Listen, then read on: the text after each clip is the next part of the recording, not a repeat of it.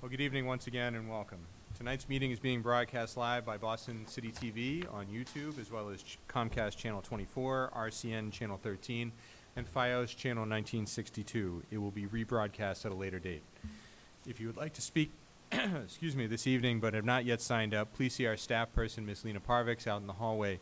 Sign up for public comment this evening. Will close at 6:30 p.m. At this time, I'd like to invite my colleagues on the committee and the Superintendent Chang to join me on the floor for a brief presentation.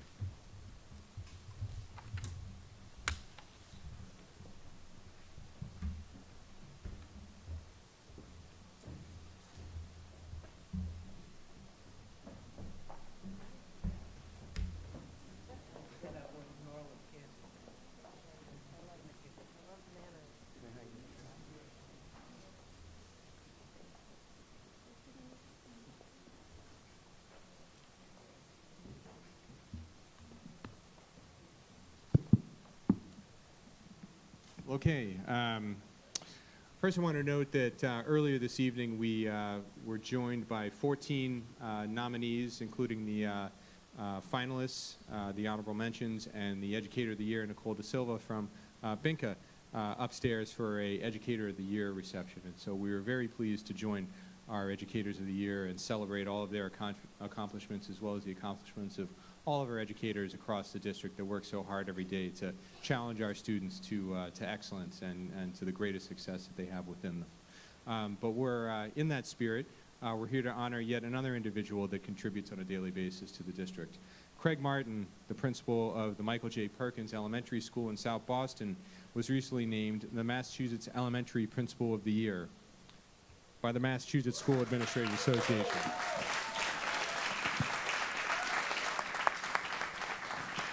Come on up, Mr. Martin. Come on up.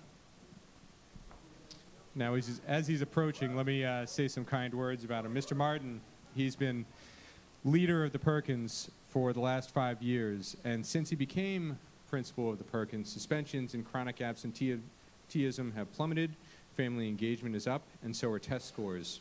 Students who are Latino or English learners have been outperforming the subgroups on the MCAS statewide, and Mr. Martin has really embraced the social-emotional learning approach that we so urgently need within the district.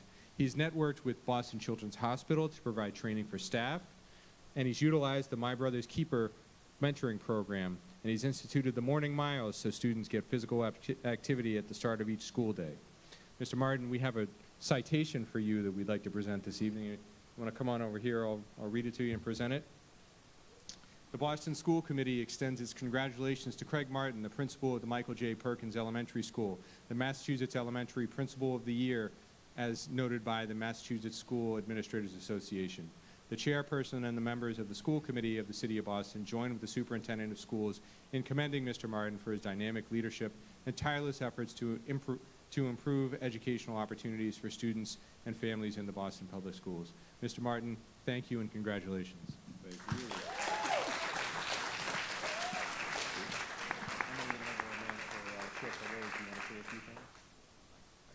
All right, I'm going to ask Mr. Martin. I didn't want to put him on the spot, but I'd like to have him say a few things. Oh, wow. It's a friendly crowd. Well, good evening, family. All right, y'all okay today? All right, so I am, oh gosh. I am humbled, and I will continue to be humbled. I am a Southerner from New Orleans, Louisiana, and it is absolutely, yes, yeah. Oh, most definitely, man. I am grateful that I've had the opportunity to continue to serve in Boston Public Schools. I look at it that I am working with our global learners. So regardless of where I am, in Boston or in New Orleans or Texas or wherever I've been, we are elevating our kids across the world as 21st century global citizens. And I know Boston is making it happen, and I am absolutely indebted to everyone who's poured into me, and know that this is a reflection of the city of Boston. So I feel like this opportunity, this acknowledgement is really about the city of Boston and everything that we commit. So I actually stand and share this with my MJP family who is there. And I know that I could not do this work without them. And also with the Boston Public Schools community, whether or not you work in central office or on the field or as a school committee membership, or just the families and community partners that we serve across the city. This is a celebration of all the work that we do. I don't do this work alone. I'll never do this work alone. The work that we do for our young people in this, amazingly inclusive community. What we do and what we will continue to do is continue to educate, empower, and elevate our kids to the greatest potential. So I'm most honored to represent Boston and represent the state of Massachusetts, and we will continue to do what we do as rock stars. I love y'all as usual.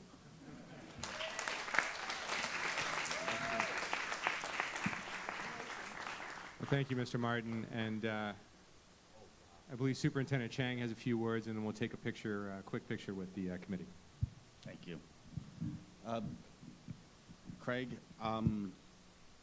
just want to say a few things about you. For those that don't know Craig, he is always as graceful and humble as you were just now, all the time. I've had a chance to visit the Perkins. You see young people at that school with incredible assets, and you don't take a deficit view to our young people. You see all the strengths that they bring to school each and every single day, and it just pervades throughout your school.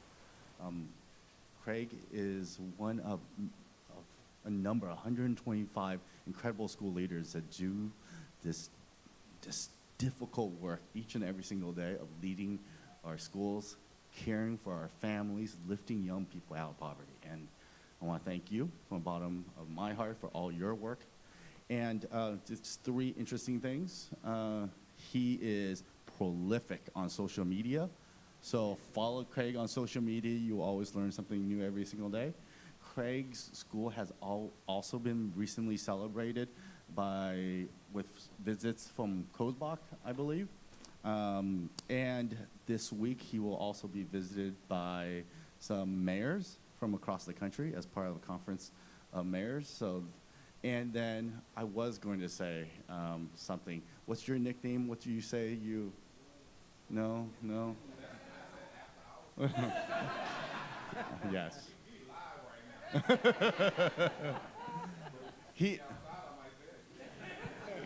Craig deeply loves everyone in the Boston community, and I think it's obvious. You can see that. So, Craig, thank you.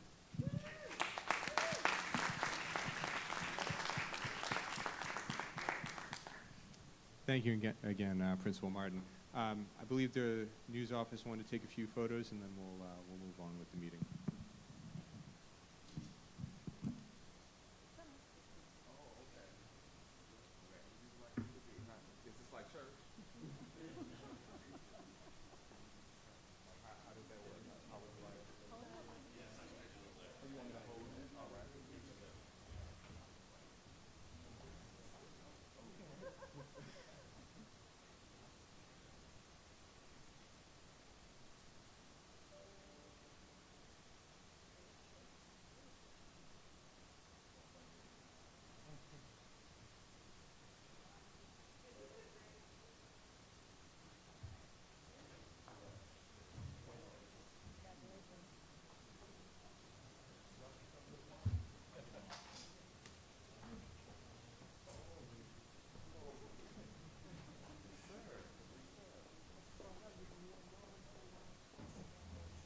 See if we get Landro to go. There's the visitor. I'm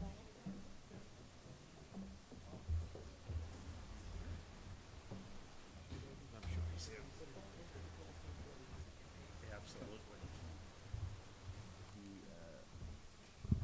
He won the profile and covered the wood. Kennedy Library. We'll begin the meeting with the approval of minutes now from the May 23rd school committee meeting. If the minutes are approved as presented, hard copies will be made available excuse me, immediately in the hallway with the other handouts. If changes are made, you can access the minutes tomorrow on the BPS website.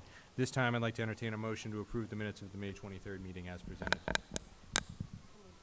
Thank you, Ms. Oliver-Dowla. That's a second from Mr. O'Neill. Is there any discussion or objection to the motion? Bless you. Is there any objection to approving the minutes by unanimous consent? Hearing none, the minutes are approved. We'll move on now to the superintendent's report. I present to you our superintendent, Dr. Tommy Chang. Thank you, Chairman LeConte. Good evening, everyone. Thank you all for being here this evening. Between proms, graduations, valedictorian luncheons, this is definitely the best time of the year. This is the time where we celebrate the great work of our youth. It is wonderful to see the transformation of our students into the adults that they are as they embark on to college, career, and life. And I'd like to start by getting into some bright spots.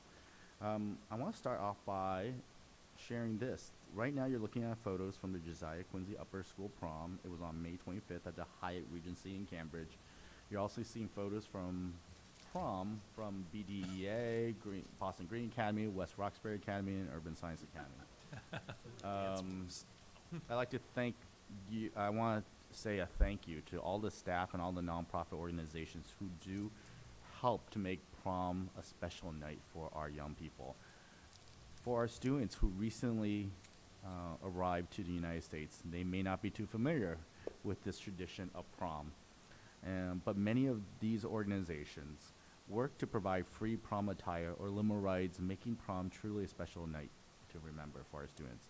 Our staff do an amazing job helping to chaperone, to organize the events, and assist our young people to find the necessary resources to celebrate this incredible tradition that is prom. Thank you to everyone for making prom culturally affirming, welcoming, and most importantly, memorable for our students.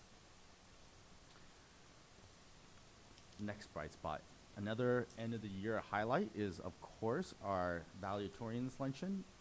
Again, it was held this year at the Boston Harbor Hotel, and this is the 20th annual valedictorian luncheon. Mayor Walsh, Chairperson LeConte, members of the school committee, and I had the honor of recognizing 36 top-ranking students from BPS high schools. Callie Crossley from WGBH, again, was gracious enough to MC the event. Just a few interesting facts. 47% of our students, of our valedictorians, attended BPS from kindergarten to 12th. The same percentage, 47%, were the first in their families to attend college. 42% were born outside the United States, from countries like Haiti, Somalia, Albania, Vietnam, Dominican Republic, UAE, Cape Verde, Kenya. And we and our valedictorians will be attending schools like Harvard, Brown, Dartmouth, Wellesley, Tufts, Holy Cross, UMass, a number of other schools. Ooh, 8 of them. I did not be Northwestern. Northeastern. There were 8 of them. Northeastern, Wow. yeah. And I believe John Hanley kept track of how many are from Dorchester. How many? 13 from Dorchester. Yes. Our valedictorian speaker is from Dorchester, Tyler Leong from BAA, who gave a thoughtful speech about individuality and how people, how everyone has the power to achieve. It was an incredibly powerful message, and one that I always share with young people. I want to thank the Boston School Committee for hosting this luncheon, again, for the 20th straight year. Graduations. Many of our young people that I just mentioned have overcome many obstacles, and that's why I'm always proud to see them walk the line at graduation. Our first graduation ceremony will take place tomorrow evening, June 7th. I'll be at Excel's graduation on Friday. I'm excited to meet those graduates as well. I know several school committee members, BPS leadership will be at ceremonies all around the city over the next several weeks. If you're interested in knowing the schedule, you can go to the Boston Public Schools website /graduation 2018. And just a congratulations to all the young people who will be graduating from BPS this year. I'm sure in a couple of weeks I will make a few more comments about graduation. Next bright spot, school sports championships. I'd like to give a shout out to school sports teams that won the city championships this past week. First of all, I want to congratulate the Condon K-8, first ever girls track team for winning the citywide track and field championship. You're looking at a photo right now, 8th grader, Kaylin Ordonez from the girls team and Mario Santos, who is on the boys team, who each won first place in the long jump. I also like to congratulate the McCormick Middle School boys track team. They won the city championship yesterday at White Stadium. I want to congratulate the Snowden baseball team for clinching the city championship. I think some of those pictures were on the globe. The team scored 3 runs with 2 outs at the top of the 4th inning on Friday night, going on to defeat South Boston with a final score of 9-4. I also want to give a shout out to the Boston Land Academy softball team, which received its 13th straight title with a score of 7-2 over East Boston. Finally, I want to wish the best of luck to Taya Drum, a student at Community Academy of Science and Health, who placed 3rd in girls shot put at the MIAA All-State Meet last Saturday. She's the last remaining competitor from BPS and will compete in the New England Championship this Saturday. As I've said before, athletics is not only good for physical fitness, but it helps our students develop social and emotional skills around teamwork, critical thinking, and leadership. And our student athletes are the models for their peers at their individual schools. I want to congratulate all the student athletes for their accomplishments this year. Next bright spot, this week the artistic talent of BPS students is on full display at the 6th annual BPS Citywide Arts Festival. More than 700 students perform music, dance, theater, and spoken word. Due to the rain, the festival was held at Cyclorama building on Tremont, but it will be held at the Boston Common tomorrow. So if you have a moment to go to the Boston Common, see the talented artists of Boston Public Schools, it will be tomorrow at the Boston Common. I want to take a moment to do a special shout out to BPS Executive Director of the Arts, Myron Parker Brass, and her team, as well as our community partners, including investors, for hosting this incredible event. If you did not know, Myron is retiring this year. And later on this evening, you will be hearing an update on the arts policy. This is really her legacy. And Myron, I just want to thank you for your incredible work. You're so deeply respected by everyone in the city. And I know you're not fully retiring. You will be working closely with us even after June 30th. So I won't say goodbye just now. But Myron will be officially retiring. So let's give Myron a round of applause.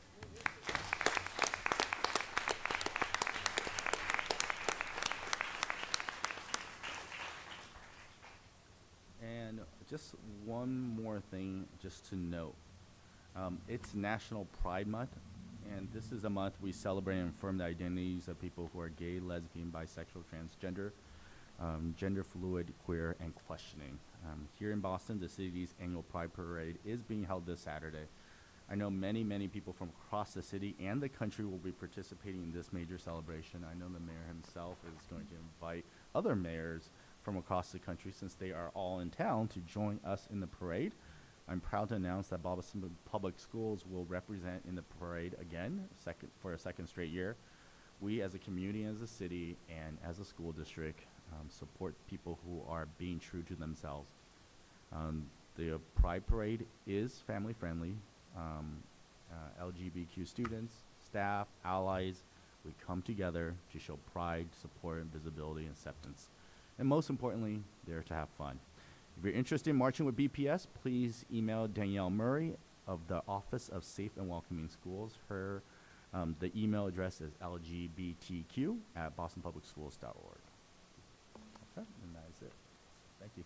Thank you, Superintendent. Are there any questions or discussion for the Superintendent's report? Dean Robinson. Really just a comment. I also want to just echo the congratulations to all of the sports teams. Having attended yesterday's middle school track and field championship, I was blown away by not just the speed, because that's what track represents, but the strength and the stamina of the students. Downpour of rain, they waited, and then they ran. And you would have been pretty proud to just see the energy that was out there. And I also want to just thank the coaches. There were school leaders, teachers, parents who also came and participated and cheered the students on. And we realize it takes a village to get our kids out there. And it's their pure talent, but many coaches all year long have been training. So shout out to the coaches and to the support staff that really enable the kids to transportation to get them there and to work out and to succeed on the field. Thank you, Dean Robinson. Remind me if I'm not mistaken, your daughter placed second? Yes, she did. And what was the race that she was She ran participating the in? 4x2. 4x2. Shout out to the Roosevelt. Woo! Very good. Well, that's worthy of a round of applause in and of itself. Are there any other questions or discussion? Well, I just want to make a few notes. First of all, I want to welcome back our former colleague, Ms. Meg Campbell from Codman Academy, and tell you it's a pleasure to have you in these chambers once again. I know we'll be hearing from you a little bit later. I also want to take a moment to recognize a couple of our own. First and foremost, Liz Sullivan, our Executive Secretary, who's busy at work over at the end of the table. Just wanted to note it's through Liz's hard work that we're able to put on the Valedictorians Lunch each year. And we're in our 25th year this year. It was a very small event that started out in 1999 at the Parkman House and has grown into the event that it is today. It's virtually a wedding every year in the way in which it goes off. But Boston Harbor Hotel is such a great venue, and that's put on flawlessly by Ms. Sullivan as well as Ms. Parvix in planning for all the details and collecting all the information for the students that are honored, and obtaining our support from a number of our benefactors in the community, including the Shaw Foundation, the Boston Foundation, and a number of other businesses that give us money every year to support this noble event. And as you all probably heard from Superintendent Chang a little bit earlier, it's anybody that attends this event recognizes it as one of the most heartwarming events of the year. And you know, we talk about the fact that we have students from a number of different countries. We had 10 countries represented in addition to the United States this year in our valedictorian ranks spanning 4 continents. I don't know how you can get it any more comprehensive than that. You might have to get some people from Antarctica at some point to help round that out. But just hearing the stories and the perseverance that each one of these students brings to the fold, and knowing that these students aren't the only ones that are bringing these challenges to the fore and also succeeding as well. They're just the tip of the iceberg, and so we're happy to hear such good stories about the work going on at BPS every year. So thank you again to everyone who has supported that. Mr. O'Neill, you had something to add. Thank you, Mr. Chair. I also just want to mention an event. I love the valedictorians event, and the other spring event I love is the Carter School Garden Party. And it happened on Friday. A number of us were there, and Ms. Robinson and I in particular were standing next to each other when Principal O'Connor and the Carter School community not only gave a parent award for the first time ever to a couple named John and Carol Logan, whose child graduated from the Carter School a few years ago, but are now have stepped in at a time in need to help a neighbor who is a Carter School a student who lost their parent, and John and Carol Logan have jumped in with open arms to help and support them. Not only did they give this award for the first time ever for a Parent Advocacy Award, but they actually named it after John and Carol Logan. So it was an incredibly moving moment. I think most of the people in the audience were in tears. So I know Ms. Robinson and I just wanted to thank the Carter School for that, and thank John and Carol Logan for what they're doing for their child and for other children, and how the Carter school community comes together to support their own is a thing of beauty and inspiration. Thank you, Mr. O'Neill, and thank you for sharing that. That's another great example of the community spirit that we see all across BPS. The other person who's not present with us tonight, Dr. Uriarte, I wanted to take a moment just to explain why she's not here. She's receiving an award this evening from the Cooperative Parent Leadership Action Network, CPLAN, who's recognizing her for with a diversity award for leadership in her field. And so we wanted to recognize Dr. Uriarte. We'll recognize her again when she's not here, but I thought it was important to point it out given her absence this evening. So we applaud her as well. And, thank you, Dr. Chang, for mentioning as well that a number of us will be attending graduations this week and next. I'm looking forward to kicking off my season tomorrow at the Edward M. Kennedy, where I'll see my colleague, Mr. McClay, walk across the stage, as well as the English High School and New Mission High School on Friday. And I look forward to this time every year, as I know a number of my colleagues do as well. Now, if there are no other further questions or discussion, I'll entertain a motion to receive the superintendent's report as presented. Thank you, Ms. Robinson. That's a second from Dean Robinson. Is there any discussion or objection to the motion? Any objection to approving the superintendent's report by unanimous consent? Hearing none, the motion carries. Now, before we move on to general public comment, I'd like to invite our student representative, Keandre McClay, to present what will be his final update this evening as the student representative to the school committee. Mr. McClay has been with us now for 2 years, and I think that's been a consistent record now. We've had each of our previous representatives with us for that long, and it's great to have that longevity really building up the practice as well as the familiarity with all of us, and we appreciate that from Mr. McClay as well as his predecessors. And as I mentioned, tomorrow Mr. McClay is going to be graduating from the MK, the Edward M. Kennedy Academy for Health Careers, and I'm very honored and humbled to join him. Mr. McClay, would you like to say a few words? Good evening. So you pretty much stole all my words I was going to say. But I do look forward to seeing you tomorrow, and I thank you all for making this such a welcoming place for me here on the school committee, and for making it possible for a student to represent nearly 57,000 students at this level. It's, like I said before at the last meeting, coming from where I'm from, this is something that doesn't exist. So it's not that, I'm sorry, this is something that doesn't exist where I'm coming from, so it's something that's hard to like really grasp a hold of at first. And it's something that you don't want to take for granted, really, being that I've actually sat up here for 2 years, which is just like, wow. I've had the opportunity to work with the Department of Opportunity Chief McGaffs, who adopted me as a mentor, as a mentee, basically. So thanks to Dr. Colin Rose, Carla Jenkins, DeAndre Robinson, and Hardin Coleman, and Harold Miller for all being such a family around me, supporting me throughout this journey of being on the school committee. But also thank you to Boston Student Advisory Council, and Maria Ortiz Estrada and Jenny Shazama for bringing me into BSAC, which prepared me to be here.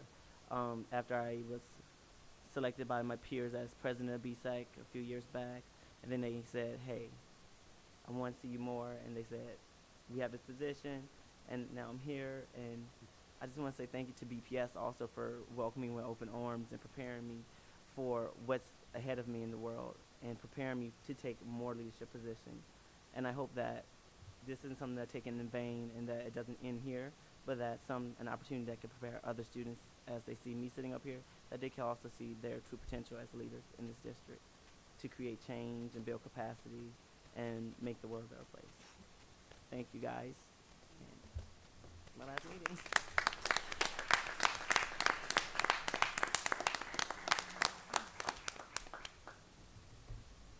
If I stole everything you had to say, then my God, that's quite the extemporaneous speech.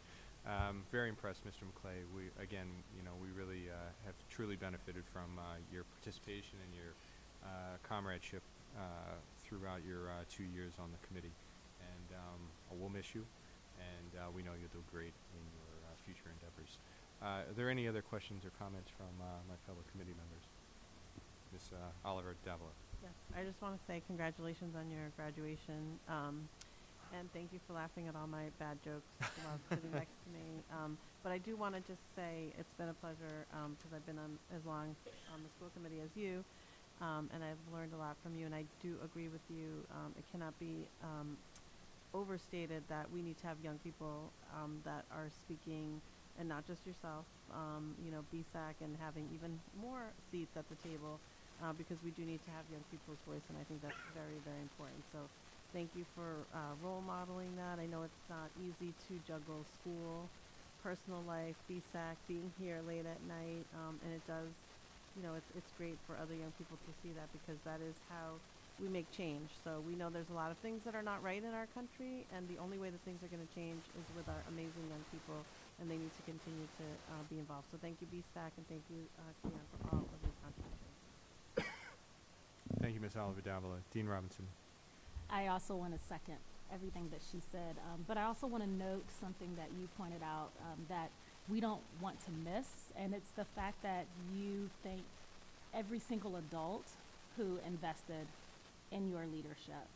The names that I heard are names that are familiar to us, but some names that may not be familiar to the committee. But there have been adults who have surrounded you, and I've heard these stories about you and other student leaders, that there are adults in BPS who adopt student leaders as their own to say you will be a leader, you'll speak up, you'll attend your meetings, but you're going to get your work done.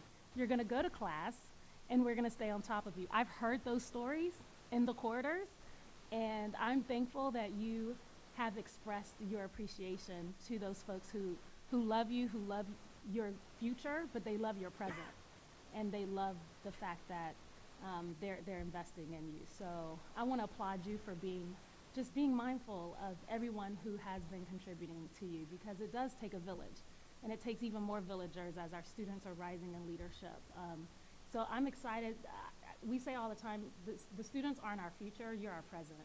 And I'm really, really grateful to have had your voice beside me and to have the offline conversations of what's really working and what's not working. So this is only the beginning, and we're just so proud of you. So proud of you. Thank you for being a part of this. Thank you, Dean Robinson. Ms. Robinson. I concur with my fellow members, and I just want to say thank you for all that you've brought to us.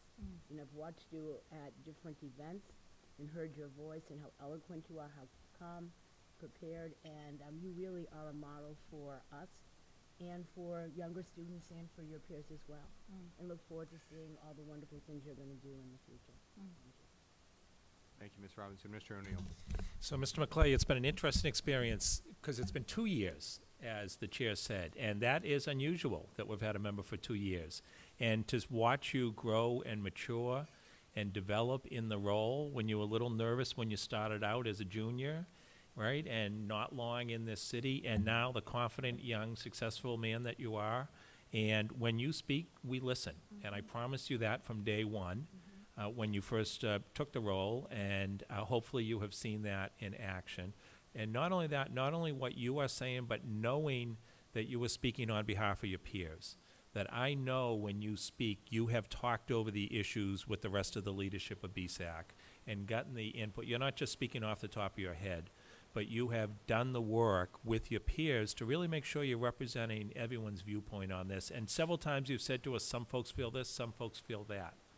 And you've done a wonderful job as we've worked through 2 budgets, as we've worked through start time potential changes, giving us feedback and making sure the student voice is heard. And as student voice is starting to become listened to more on a national level, they're following what's happened in Boston for a while because you, your peers, and your predecessors we have listened to, and you've been an important part of our decision making. And I know everyone is applauding what a leader you've become here.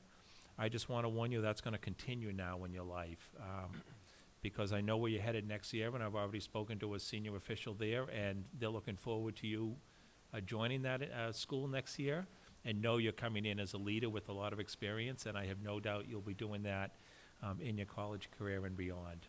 So congratulations, and it's been a thrill to work with you. Thank you, Mr. Mr. O'Neill. Superintendent Chang, you had a few comments as well. Yeah, we'll keep it short and sweet. We're so proud of you. You're ready to conquer the world. And just keep in mind, those who are up here and those who are in the audience will always be by your side. So if you ever need anything, just call upon us. Thank you, Superintendent. Thank you again, Mr. McClay. I'm really going to look forward to hearing a little bit more about BSAC and the year-end report that we have scheduled for a little bit later this evening, and we can get into some more of your accomplishments at that time. So thank you again. We'll move on now to general public comment. Ms. Sullivan. Thank you, Mr. Lecanto. The public comment period is an opportunity for parents and other concerned parties to make brief presentations to the school committee on pertinent school issues. Questions on specific school matters are not answered at this time, but are referred to the superintendent for a later response. Questions on specific policy matters are not answered at this time, but may be the subject of later discussion by the committee. Each speaker will have 3 minutes to speak, and I will remind you when you have 1 minute remaining, and then 30 seconds. Those who require interpretation services will be allotted an additional 2 minutes. Speakers may not reassign their time to others. Large groups addressing the same topic are encouraged to consolidate their remarks or choose a spokesperson to provide testimony. Written testimony is appreciated and encouraged. Please state your name and affiliation before you begin. TV cameras will only record speakers who face the committee. We have 11 speakers this evening, and we'll begin with Meg Campbell. She'll be followed by Mary Smoyer and Linda Stern.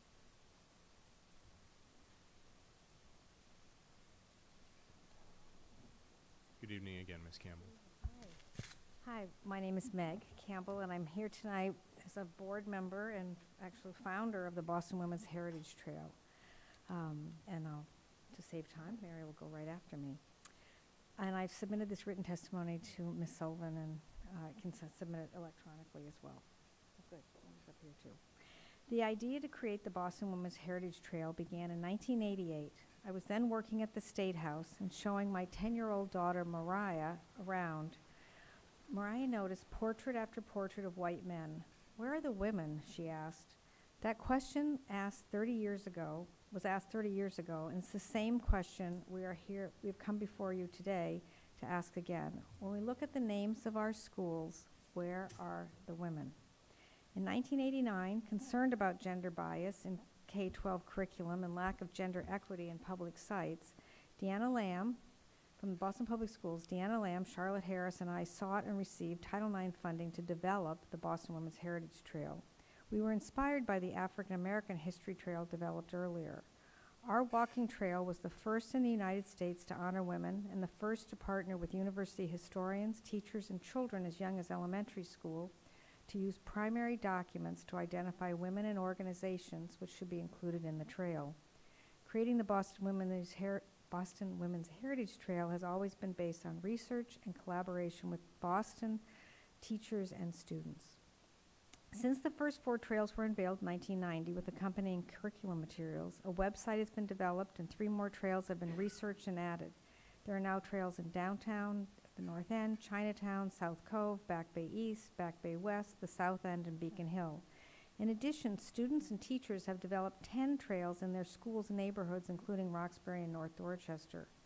Our organization worked with the Boston Women's Commission and many other groups to ensure a prominent memorial honoring Abigail Adams, Phyllis Wheatley, and Lucy Stone, sculpted by Meredith Bergman, that would have a prominent place in Commonwealth Avenue's promenade. Significantly, and consistent with our broadly inclusive approach, none of these women are perched on a pedestal, in sharp contrast to the many white male statues around the city. Instead, the pedestal is repurposed, and our heroines are using the pedestals to do their work, thus inviting the public, particularly children, to interact with Adams, Stone, and Wheatley. 30 seconds. This winter, we hosted a panel discussion held at the BPL.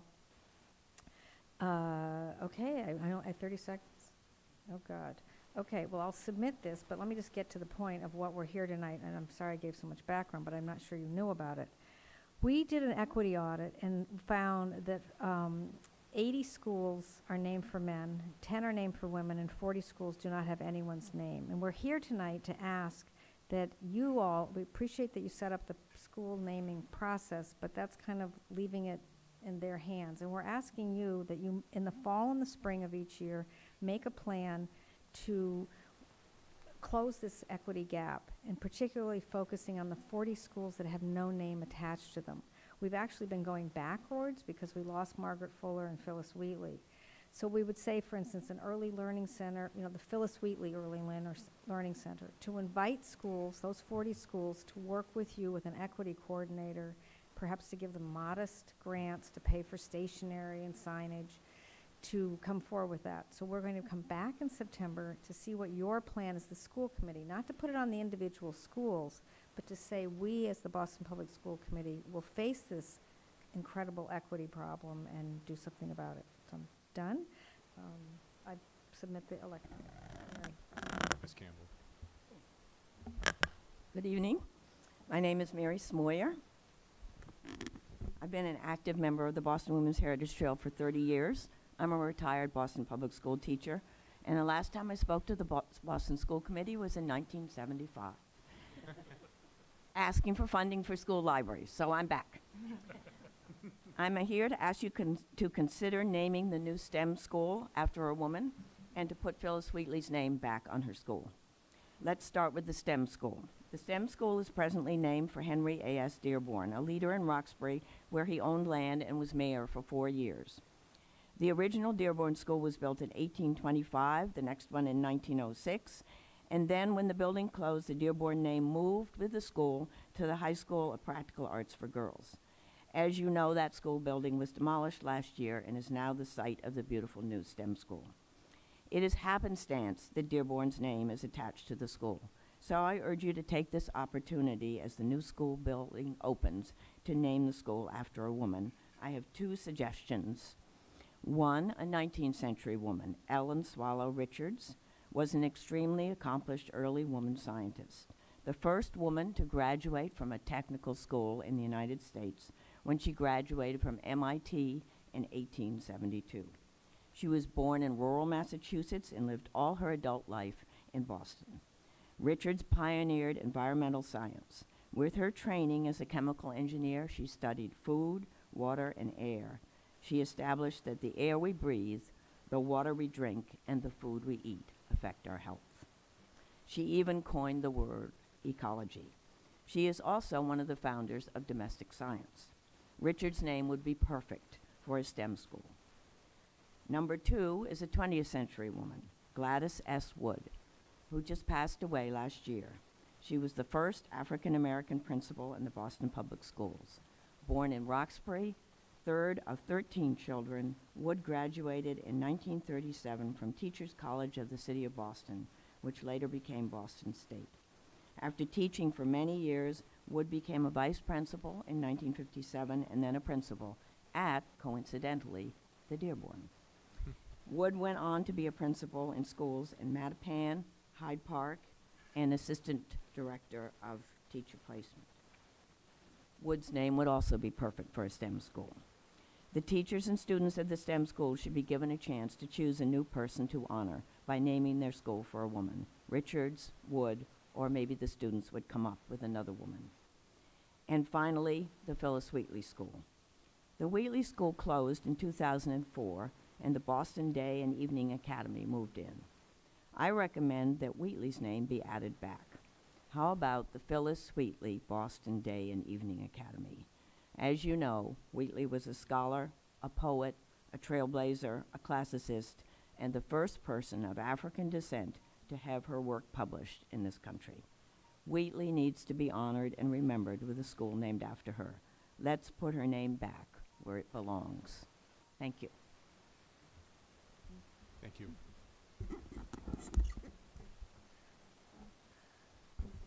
Hi, I'm Linda Stern. I was a young substitute teacher in the early 60s, and my first assignment was to the Lucy Stone School. That school's named after a prominent Massachusetts suffragist. It did not occur to me to know who she was or even inquire or wonder about her.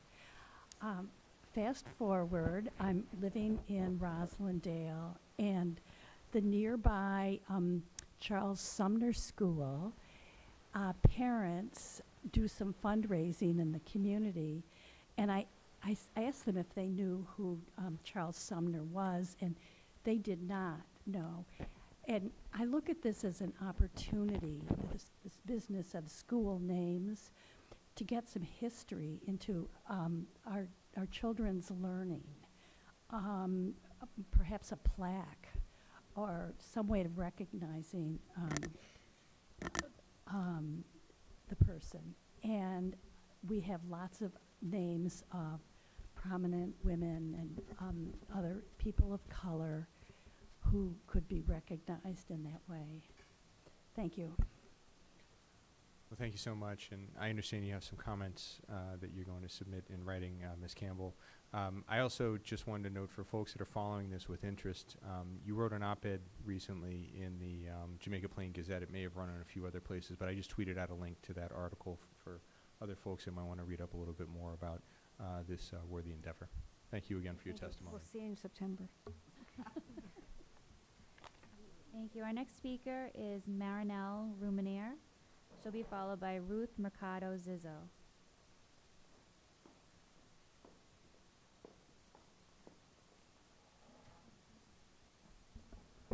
Good evening, everyone. Dr. Chang and members of the school committee. My name is Marinelle Ruminier, and I am by day a senior vice president at Vesters, and by night I'm the parent of 2 BPS students. My colleague Ruth Mercado Zizzo and I are delighted to be here tonight as you take up the revised policy for arts education in the Boston Public Schools. This marks an important moment in the effort to increase access to quality arts education that has taken place over the last decade, known as BPS Arts Expansion. As you are well aware, BPS Arts Expansion has been a partnership between the district, funders, school leaders and teachers, arts organizations, and many others. Working together, we've made tremendous progress and become a national leader, both in a model for other cities in arts education. Revising the policy to reflect that progress and cement it for the future is a critical step in sustainability, and we thank you all for considering it tonight. Ed Vesters has been privileged to be a lead partner in this work. We come to this issue not as an arts institution or as an advocate, but as a school improvement organization with a laser focus on improving educational outcomes for our highest need students. We spend a lot of our time analyzing performance and growth data and thinking about employing strategies aimed at academic acceleration for schools. However, we consistently hear from school leaders, teachers, parents, and students about the critical role arts do play in school improvement and in closing opportunity gaps. Research backs up what voices from the field have told us, that prominently featuring the arts can lead to increased student engagement around attendance, persistence, focused attention, and social and emotional expression, all of which strongly correlates with increased success during and after students' academic careers. The arts also improve school culture and provide new avenues for family engagement. According to a 2014 poll, a majority of public school parents in Boston believe students who participate in the arts do better academically and are happier in school compared to students who do not. Perhaps for this reason, parents value the arts when evaluating the overall quality of a school. 60% of them said arts are very important when they look at a school's quality.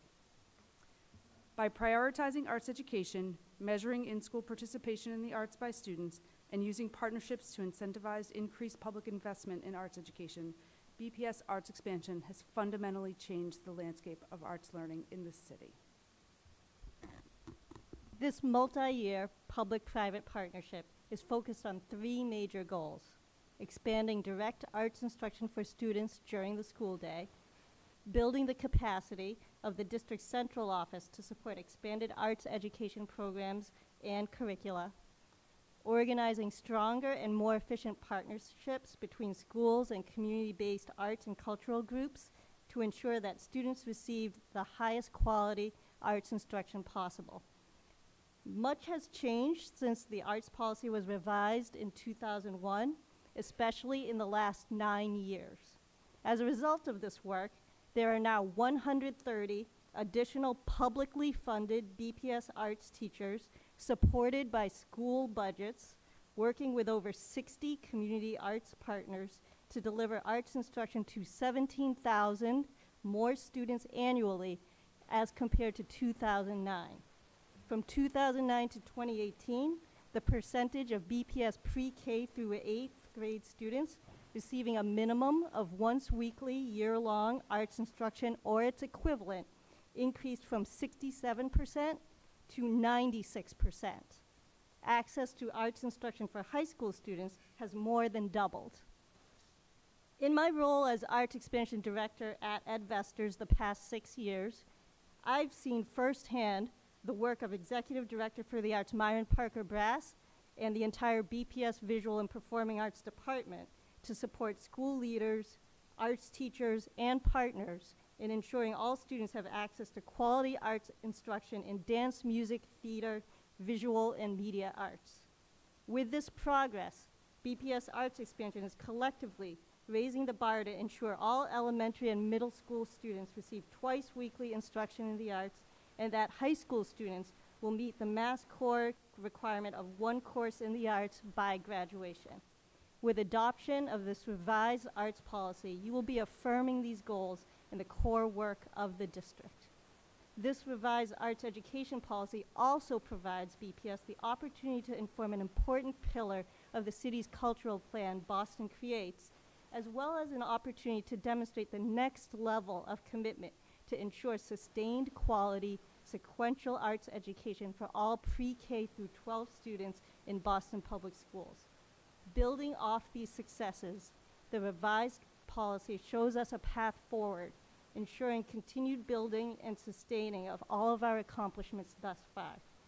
Thank you for your consideration and for your ongoing support of the arts in BPS. Thank you both. Our next speaker is Lane Banks, and she'll be followed by Jessica Pelees.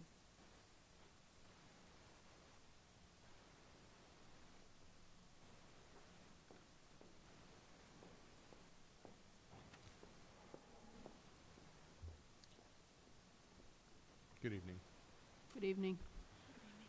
Marie Mullen, principal of the Higginson School. Lina Banks, Higginson parent.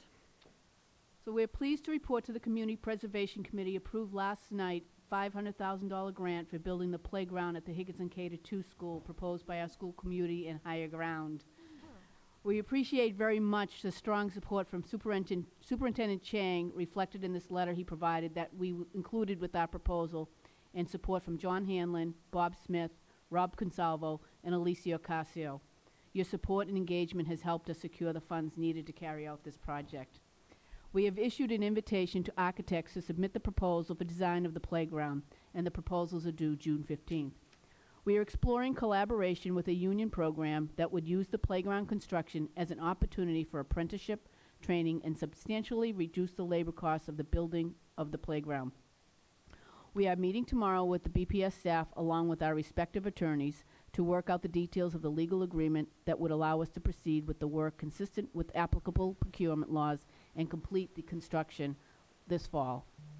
We are proposing to proceed with the design and the construction of the playground coordinated by Higher Ground, consistent with the procurement laws and on a schedule that will allow the children in our school to begin enjoying the playground in the later fall. To this accomplishment, this is what we need to continue to support from BPS to meet this timetable within our budget. We have surveyors ready to begin the survey work and need approval for them to begin immediately. We hope tomorrow's meeting will result in agreement that will allow us to proceed with this work. We have made much progress on this playground by close collaboration by parents, teachers, Principal Mullen, BPS staff, and Higher Ground. But we are concerned that unless BPS and our team can reach agreement tomorrow on project coordination and next steps in the procurement process, there will be substantial delays and serious risk of this project not happening at all. Finally, as important as completing the playground construction and the benefits it will bring to our children, their experience of working on this project has demonstrated to our school committee, parents, teachers, administration, BPS, and our community partners what we can accomplish by working together and advocating for our children. We will continue to work together and collaborate on other initiatives to make sure that our children can get the best possible education and build a strong foundation for their future learning and development as they graduate from our school and move on to higher grades. Thank you again for our support. We look forward to joining you in celebrating the ribbon cutting for this important facility this fall. And I really hope I don't need to come back in September. Thank you, guys. Thank you. Thank you, Ms. Banks. Thank you, Ms. Thank Mullen. you. Our next speakers are Jessica and Jennifer Pales, and they'll be followed by Neil Mirage. Hello, my name is Jessica Pelaez. I am an 11th grade student at another course to college. Here with me is my twin sister, Jennifer Pelaez, and my classmates, Emily Lout, Justin Gonzalez, and George Roscothan. I'm here to initially thank everyone that made it possible for Intrepid Academy program to start this year. I started Intrepid Academy program January 29th, 2018. And I will say initially I really didn't want to go. I was like, ugh, nature. But just to clarify, this program is all about nature, exercise, and academics all together to make sure that the students are successful. At first I was like, that's just a bunch of gibberish. But when I started attending, I realized that this was like serious. This was probably the best experience I ever had in my life. I even got to climb a mountain, which I thought I would never be able to do. So I just wanted to continue to thank everyone and to motivate everyone to continue having this program, because it's not only affected my life positively, but my peers as well. I also wanted to say that I wanted to thank Ms. Pelham, the headmaster in the course college, for being a pioneer and helping this start to begin with. Thank you. Hi, I'm Jennifer Pelaez. Just adding on to what she said was I enjoyed the experience very much, and I don't want just another course to college to have this experience. I want the other Boston Public Schools to have the same experience I had, because it really is life-changing. I've been able to be confident. I wouldn't even done this without Hale. Like, I would not come here at all. But Hale's really gave me that confidence and that good experience and that connection with people and the surroundings, and honestly it's helped me make better decisions. And in my hand I have a survey of all the students who were in my class of 2018 that were part of Intrepid and their thoughts of Intrepid Academy, and I would like to show you guys. You can give those to Ms. Sullivan, and she'll distribute those for us. Thank you.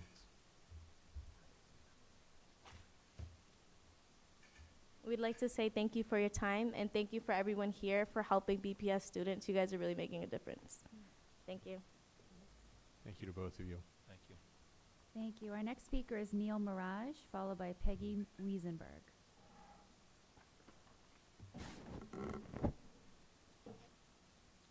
Good evening, committee members, Dr. Chan. I'm here to speak about the McCormick School Athletic Field, located at 315 Mount Vernon Street in Dorchester. Dear committee member, Dr. Chan, my name is Neil Mirage, and I'm a resident of the Columbia Point Peninsula and a parent of a future BPS student, preferably of the schools right across from the Harbor Point residential complex. I am here today representing many concerned Dorchester residents with BPS administrators, lack of community engagement, and this culture at some level permeates neighborhood schools. Please beware of the following. We have been following very closely the process in which you, the superintendent, and BPS committee came to a vote to begin an RFP process, a collaboration between the Harbor Point Task Force, Inc., BPS, and DND to improve the McCormick Athletic Field. On May 9th, Mr. Rob Consalvo testified before this body. BPS committee on the intentions of including the Harbor Point Task Force, Inc., our residents, representatives in the RFP process. 2 weeks has passed since your last meeting on May 23rd. the day of your vote. Please take a note.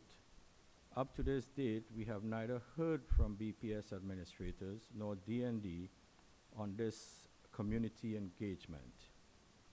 We also have learned that about a year ago, BPS reached out to supposedly all Boston's neighborhoods about a BPS community engagement initiative. Well, we never heard from this initiative. Similarly, there is a concern of a BPS Community Engagement Council, which we never heard of as well. We ask respectfully, as arbiters of 2 BPS schools, to be included on these community engagement initiatives.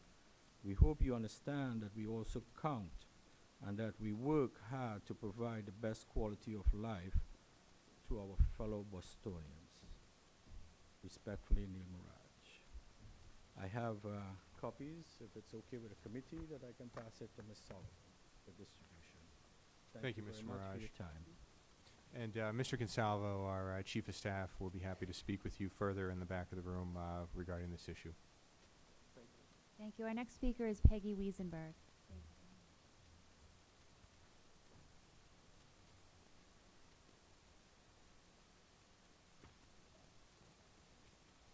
Good evening.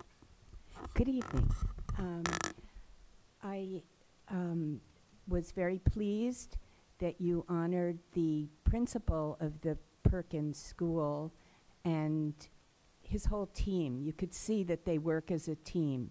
There's been a lot of talk tonight about the importance of teamwork, whether it's athletics or arts or in the schoolroom. And I want to echo the last testimony of the Harbor Point Community Task Force. They want to be part of a team, and they want their kids to have access to the same athletics, you know, on the fields near them that Miss Robinson's kids have and that other kids in the city have. But to the Perkins, which is on the other point of Dorchester Bay than Harbor Point, it came to my attention this year when I checked my school choice market basket that lo and behold, there were the Perkins and another school, possibly the Kenny, and of course the Mattahunt, are now considered regional schools by the internal BPS staff who work for Dr. Chang. This was a change to the home-based assignment policy that this body passed. There was one regional school when you passed the policy. It was the Jackson Man School. As I understand it, through the Mattahunt process, we learned that in the baskets are created by first making a circle around the school, and then other close to home families get it put in their baskets too. Well, the Mattahunt was surrounded by cemeteries, so that may have contributed to people being at that school who didn't choose it, who were administratively assigned to that school. The Perkins borders on the ocean, and so had a limited so-called catchment area. I bring this to your attention because I thought that the consultants that at the Boston Area Research Institute would be presenting tonight, the long-awaited equity analysis. Perhaps it will be the next meeting, which I will be out of town for. But nonetheless, I think it's important that this committee and the public get information about all the changes and the tweaks that have been made to the home-based assignment plan, Ms. Wiesenberg? because there are design faults that only the Perkins is one example. I understand there are about 50 changes that have been made without coming to the committee. Thank you. Thank you, Ms. Wiesenberg. Our next speaker is Mary Battenfeld.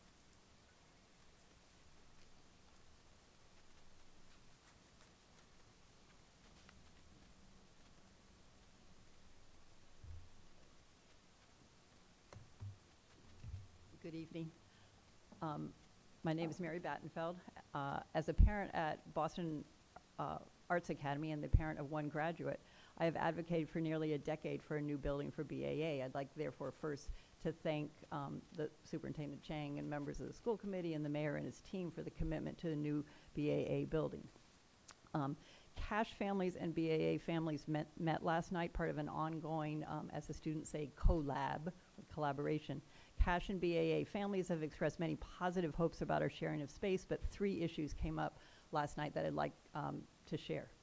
First, both schools are concerned about options for lunch food. The food currently available at Cash is not, according to families and students, acceptable.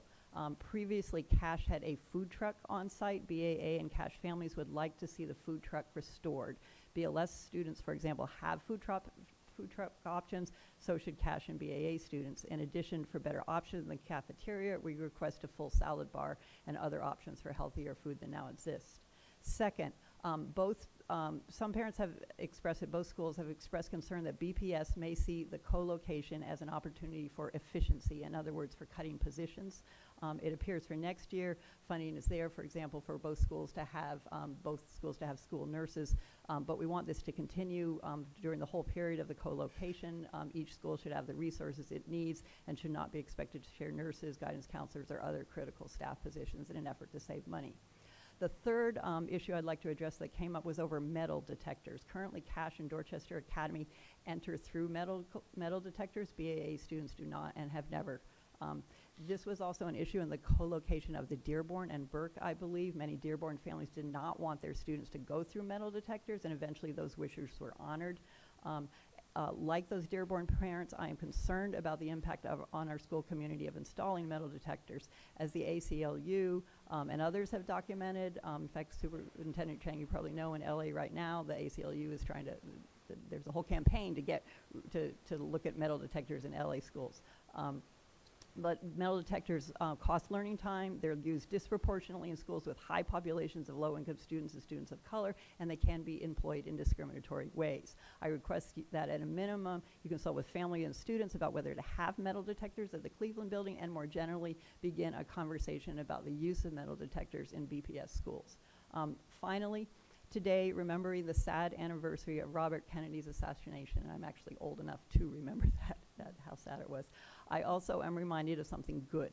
The building of 6 RFK community schools, including the Los Angeles High School for the Arts on the site of the Ambassador Hotel where Bobby Kennedy died. I look forward to the day when Boston will have a similarly beautiful high school for the arts in the shadow of Fenway Park.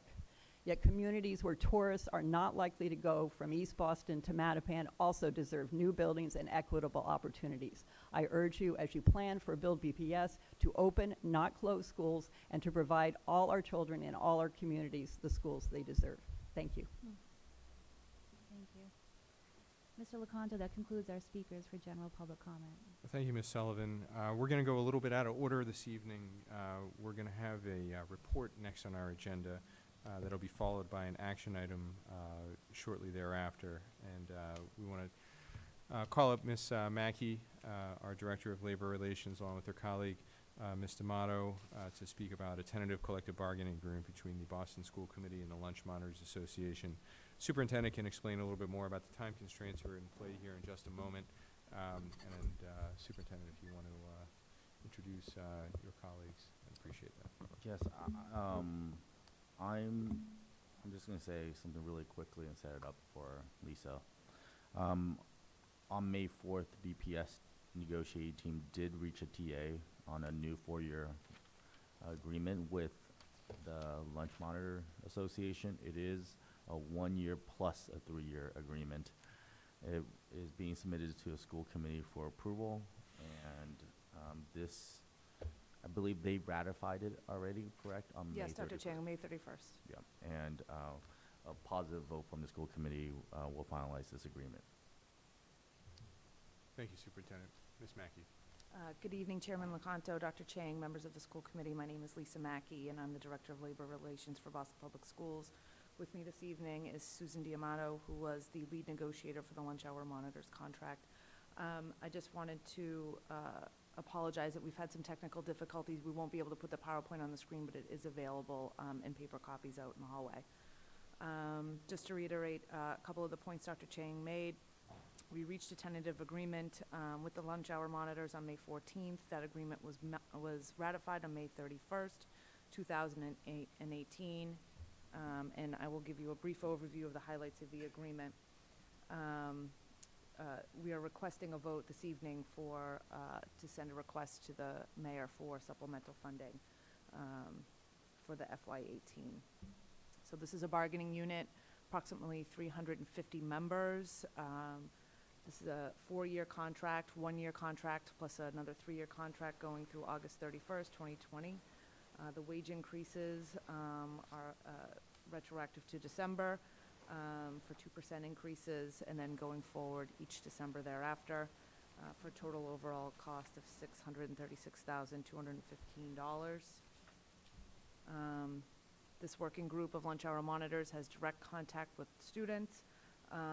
They monitor lunch, they prepare tables and trays, supervise lunch and recess, and perform routine clerical work. The overall contract is working really well. There were minimal changes to the contract language, and there is an additional step that the members will receive, which gives them a 2% increase, which promotes longevity and recognizes that value of the members. So if there's no questions, I will ask the school committee to vote in favor of this tonight. Thank you, Ms. Mackey. Are there any questions or discussion from the committee? Well, hearing none, I just want to reiterate this is a deal that's in line with a number of other recent collective bargaining settlements. It's a 4-year deal, 2% per year. And I want to thank you for bringing this forward in an expedited manner. As folks familiar with the district and familiar with the lunch monitors know, these are some of the lower paid workers within our district, and anything that we can do to expedite the settlement of this contract and the payment of retroactive wages is something that we endeavor to do. So thank you again. We look forward to taking action in a few short moments on this. Thank you very much. Well, next, the committee is prepared to take on our first action item this evening, which is grants for approval totaling $839,483. I'll open it up now to questions or discussion from the committee as well. Well, hearing none, I did just want to highlight one of the grants this evening, the early college grant that the Charlestown High School is receiving from the state. I don't have any questions for any folks from the district, but I did want to just reiterate that this is a really encouraging development within the context of the career pathways that the district is creating. And this grant of $136,000 from the state will help Charlestown to grow its already existing program of dual enrollment at Bunker Hill Community College. I believe there's about 40 or so students at Charlestown this year who are dual enrolled at Bunker Hill. And when you take a look at, and I see Mr. Thomas, our headmaster, is here this evening. Thank you for joining us. By the end of the grant, school year 1920, the goal is to roughly triple that number. And by doing so, students will leave the program with, I believe, is 12 credits when they move on to college, which makes them second semester freshmen. And that's a huge benefit for students in defraying the cost of college, increasing persistence rates, particularly among some of our students of color, students from lower income families. And I really, as somebody who had almost 30 credits of dual enrollment credits before I went to college, I can testify myself to the benefits of getting you through in an expedited manner. So So I really want to highlight the good work of the district as well as Mr. Thomas specifically in seeking out that grant. And I do support that IT and business pathway that the school has going forward. Any other questions on grants and on for approval this evening? No further questions. I'll entertain a motion then to approve the grants as presented. Ms. Robinson, that's a motion, and a second from Ms. Oliver Davila. A number of other members. Is there any discussion or objection? Any objection to approving the grants by unanimous consent? Hearing none, the grants are approved. Our next action item is a collective bargaining agreement between the Boston School Committee and the Lunch Hour Monitors Association, presented just a few moments ago by Labor Relations Director Lisa Mackey. The agreement comes with a request for an FY18 supplemental appropriation in the amount of $102,729. I'm going to ask the committee to take up those two issues separately tonight with two separate votes, and we'll follow the same practice with the other two collective bargaining agreements on for approval this evening as well. First, I'd like to turn it over once again to Superintendent Dr. Tommy Chang for any final comments. No more comments. Thank you, Superintendent. Any further questions from the committee on these on this specific collective bargaining agreement before us? Hearing none, I'll entertain a motion then to approve the collective bargaining agreement between the Boston School Committee and the Lunch Hour Monitors Association effective 2016 through 2020 as presented. So moved. Thank you, Dean Robinson. Is there a second? Second. Thank you, Dr. Coleman. Is there any discussion or objection? Ms. Sullivan, will you please call the roll? Ms. Oliver Davila? Yes. Mr. O'Neill? Yes. Ms. Jerry Robinson? Yes. Ms. Regina Robinson? Yes. Dr. Coleman? Yes. Mr. Lecanto? Yes. The motion passes unanimously. Thank you, Ms. Sullivan. I'll now entertain a motion to approve an FY18 supplemental appropriation request to the Boston City Council in the amount of $102,729 to support the collective bargaining agreement between the Boston School Committee and the Lunch Hour Monitors Association as presented. So moved. Thank you, Mr. O'Neill. And that was a second from Dean Robinson. Is there any discussion or objection to the motion? Ms. Sullivan, would you please call the roll? Ms. Oliver Davila? Yes. Mr. O'Neill? Yes. Ms. Jerry Robinson? Yes. Ms. Regina Robinson? Yes. Dr. Coleman? Yes. Mr. Lecanto? Yes. The motion passes unanimously. Thank you, Ms. Sullivan, and congratulations to the Lunch Hour Monitors Association. Our next action item is a collective bargaining agreement between the Boston School Committee and the Boston Police Superior Officers Federation. You recall that at our last meeting, Ms. Mackey presented this agreement along with the Plant Administrators Agreement at, what date was that? 2 weeks ago, May 23rd. Thank you. 23rd. I'd like to open it up now to questions and comments from the committee. Hearing none, I'll entertain a motion to approve the collective bargaining agreement between the Boston School Committee and the Boston Police Superior Officers Federation effective 2016 through 2020 as presented. So moved. Second. Thank you, Mr. O'Neill. Second from Dean Robinson. Is there any discussion or objection to the motion? Hearing none, Ms. Sullivan, would you please call the roll? Ms. Oliver Davila? Yes. Mr. O'Neill? Yes. Ms. Jerry Robinson? Yes. Ms. Regina Robinson? Yes. Dr. Coleman? Yes. Mr. Lecanto? Yes. Thank you. Thank you, Ms. Sullivan. Unanimously. Thank you. Parliamentary procedure at work. I'll now entertain a motion to approve an FY18 supplemental appropriation request to the Boston City Council in the amount of $54,983 to support the collective bargaining agreement between the Boston School Committee and the Boston Police Superior Officers Federation effective 2016 to 2020 as presented. So moved. Thank you, Dean Robinson. Is there a second? Ms. Robinson, is there any discussion or objection to the motion? Hearing none, Ms. Sullivan, would you please call the roll? Ms. Oliver Davila? Yes. Mr. O'Neill? Yes. Ms. Jerry Robinson? Yes. Ms. Regina Robinson? Yes. Dr. Coleman? Yes. Mr. Lecanto? Yes. The motion passes unanimously. Thank you again, Ms. Sullivan. Now our final action item is a collective bargaining agreement between the Boston School Committee and the Plant Administrators Association. Are there any further questions or comments from the committee? Hearing none, I'll entertain a motion to approve the collective bargaining agreement between the Boston School Committee and the Plant Administrators Association from 2016 through 2020 as presented. So moved. Thank you, Mr. O'Neill. Is there a second? Second. Thank you, Ms. Robinson. Is there any discussion or objection to the motion? Ms. Sullivan, will you please call the roll? Ms. Oliver Davila? Yes.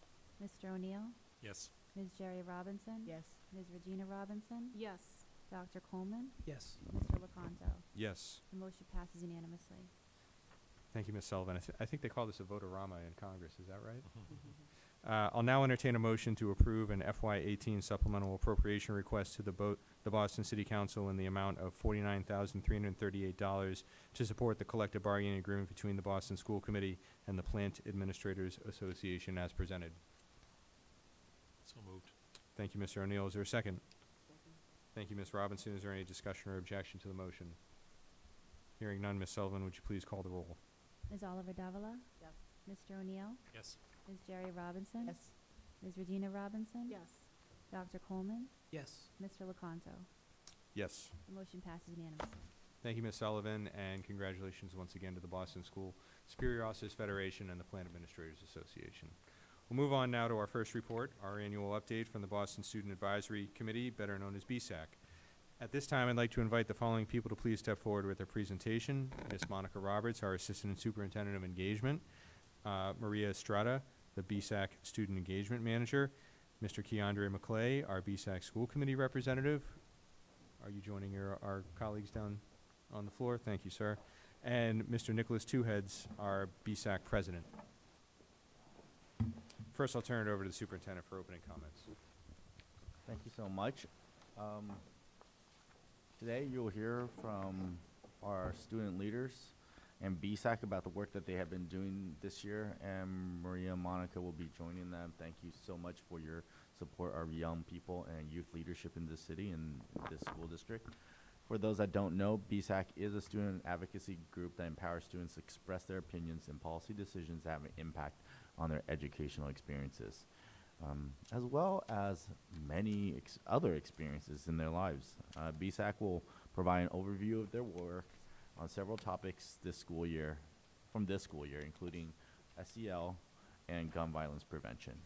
We look forward to hearing from you this evening. Good evening, Chair Loconto, members of the school committee. We're really glad to be here today. Maria and I will open up and just give a broad overview around BSAC, and then we'll quickly get out of the way so you can hear from the real stars of the show, our young people. So Boston Student Advisory Council, as you know, is set out in Mass General Law Chapter 71. And the purpose is to make sure that school districts are able to include student voice in their decision-making and their policy. In Boston, the Boston Student Advisory Council members are selected by their student government bodies or whatever similar leadership group is in a school. Those members are, go to the next slide, sit under the Office of Engagement. They are managed and supported by Maria Estrada, who's our BSAC manager. We also have a BSAC coordinator, Mr. Abraham Rosario. In our office, these two individuals do a lot of work individually with the members to think about how we're tracking them academically. We want them to be included. We put them to work, as you know. You've seen them on many of the task forces. But we want to make sure that we're tracking them academically and providing social emotional support. So that is the work of Maria and Abraham. We also do the day-to-day maintenance and management of the partnership, designing a curriculum to look at how we're developing leadership. This work is done in partnership with Youth on Board, who we've worked with for over 20 years. And they, in particular, do some great work in terms of providing additional bodies to support the students, but also providing a lot of national exposure and opportunities that we can't provide within our office. This is our theory of action. We believe that when we help facilitate students in their leadership, we are not building leaders. They're already leaders, but we're facilitating that work, that they then are able to take the lead and to make sure that student voice is included at the district level. So I'm going to turn it over to Maria, who's going to talk a little bit about who is on the council right now. Good evening, everyone. So I wanted to just share a quick update on our membership for this year. So this year we had 54 BSAC representatives from our high schools, representing 23 BPS high schools in the district. Of those students, we had about a 50-50 split almost between the gender representation, between the males and females in our group, as well as we had predominantly 11th and 12th graders represented, and that actually reflects the transition that happens over the course of the school year. So we do start strong with 9th and 10th, 11th and 12th graders represented in BSAC. And then what we face is 9th graders adjusting to their first year in high school, the academic rigor of the work and being able to balance that and other commitments. So we end up the year, in some cases, with more 11th and 12th graders, but that also reflects the fact that we have students that tend to serve 2 or 3 years with BSAC, which actually is a great opportunity and also really strengthens the work because the work carries over year to year with our students. This year, in order to engage more broader student voice, we continued our town hall work. And so we had 2 BPS town halls that were student-led and also co-facilitated with other organizations. We worked with Teen Empowerment, MassCosh, the Boston Youth Service Network, and other groups. And in those town halls, we actually engaged about 100 plus BPS students in that process. Some of the highlights this year, the budget town hall was actually in February, where the students learned about the BPS budget process and were able to share their priorities, what is important to them. And so for students, some of the highlights were M7 passes and making sure that all students had transportation, the importance of African American studies and AP studies for all students across all high schools, as well as more counselors in schools. There was a huge focus this year, as you can imagine, on social emotional wellness of students and really thinking about building the capacity in schools to be able to provide those services for our students. In April, we hosted a Build BPS town hall where we had 11 BPS high schools reflected in that group. And some of the recommendations that came out of that work and those conversations was the importance of improving our facilities in schools. In particular, bathrooms was a theme that came up. Cleanliness in our schools, safety, and a lot of students were actually also urging the school district to really think about energy efficient and environmental friendly investments in our schools. And that was important for them. We also spent a little bit of time talking about grade transitions, and that was a really interesting conversation. We had students both share how exciting grade transitions are for them, to be able to move with a cohort to another school, and to be able to experience something new, and the sense of graduating, right, from elementary, middle, and high school. And we also heard from students the challenges around new transitions, right, and the support once you're in a new school environment, and what does that look like. BSAC also served on several councils. They're listed there: school start time, school quality working group, exam school, AWC, and others. This year we were part of a district-wide pilot around badging with the Office of Extended Learning Time and Boston After School and Beyond. And through the badging pilot, we had 20 plus students receive a critical thinking and/or perseverance badge, which is similar to the Boys and Girl Scouts, where they're able to demonstrate competency in that area, and they earn that and are able to then share that with any post-secondary opportunities or employers. We also had 6 students earn a half elective credit in community service. And those students actually served on BSAC additional hours over the course of the week. This year we added extra meeting times to BSAC. We actually meet every single Monday so that our students are serving 60 plus hours over the course of the school year in order to be able to work in these different areas and earn these different competencies. We also, as a result of this work, had students in BSAC really work on taking a stance, and so they developed 6 position papers that were shared with Chairman Locanto and Dr. Chang. And in this process, the students were able to research an issue, discuss it with the membership, discuss it with their peers, whether as school-based or in organizations that they were involved in. And so they developed skills around research, writing, and advocacy, and as part of the curriculum we've been developing as part of this work. So I'm going to hand it over to the BSAC students to talk about their, oh, that's interesting, the slide's a little off, but they can share what's on the slide. All right, good evening again. So we're just going to share with you some of the structures of BSAC and looking at some of the accomplishments and projects of our committees. So as you may know or may not know, BSAC is broken up in 2 main bodies, our steering committee and our working group. The steering committee is our general body students from all high schools that are BPS, and our general body that I usually consult with issues brought forth at school committee. And our working group is our main body, a core body of students that actually look at campaigns, look at what's going on in the environment, and looking at how do we address these issues. And they're generally the ones I bring my feedback back to from school committee and looking at how we form campaigns. So we have 3 main subcommittees based upon this work, which are student vote, youth empowered learning, and climate. Sorry. student rights. Sorry. Student rights, environmental justice and sustainability, and student empowered learning subcommittees. And I'm going to turn it over to Nicholas, my colleague, to talk about his subcommittee. Good evening. My name is Nicholas Tuhads. I'm the current BSEC president. The Student Rights Subcommittee protects the rights of all students and advocates for equality and equity. We're fighting for an increase in public education for the funding, dismantling the school-to-prison pipeline, and improving access for alternative methods to punitive measures. One of the ways we're combating the school-to-prison pipeline is through our Students' Rights app. The app has grown to over 13,000 users. We know the app is not being used as much to report grievances. Students are currently using the app to find out information on school discipline policies. However, students are calling the Office of Equity and Engagements to report their grievance. In addition to our Students' Rights app, we created a trivia commercial about student rights with a link to our app. As some of you may know, BSAC had coordinated its annual listening project in October of 2017, part of a national week of action coordinated by the Dignity in Schools Coalition. The theme this year was Education is a Human Right. A team of 25 BPS students and 10 adult allies stood at 3 MBTA stations: Ruggles, Dudley, and Forest Hills. Some of the issues raised were students were not aware of the alternatives to school suspensions. 77% of the students stated that out-of-school suspensions are not effective. In addition, we also asked, what is the silliest things you know of that someone has been suspended for? 35 students stated that they were suspended due to their uniform, 10 for talking, 7 for self-advocacy, 4 for laughing, and 3 for their hair.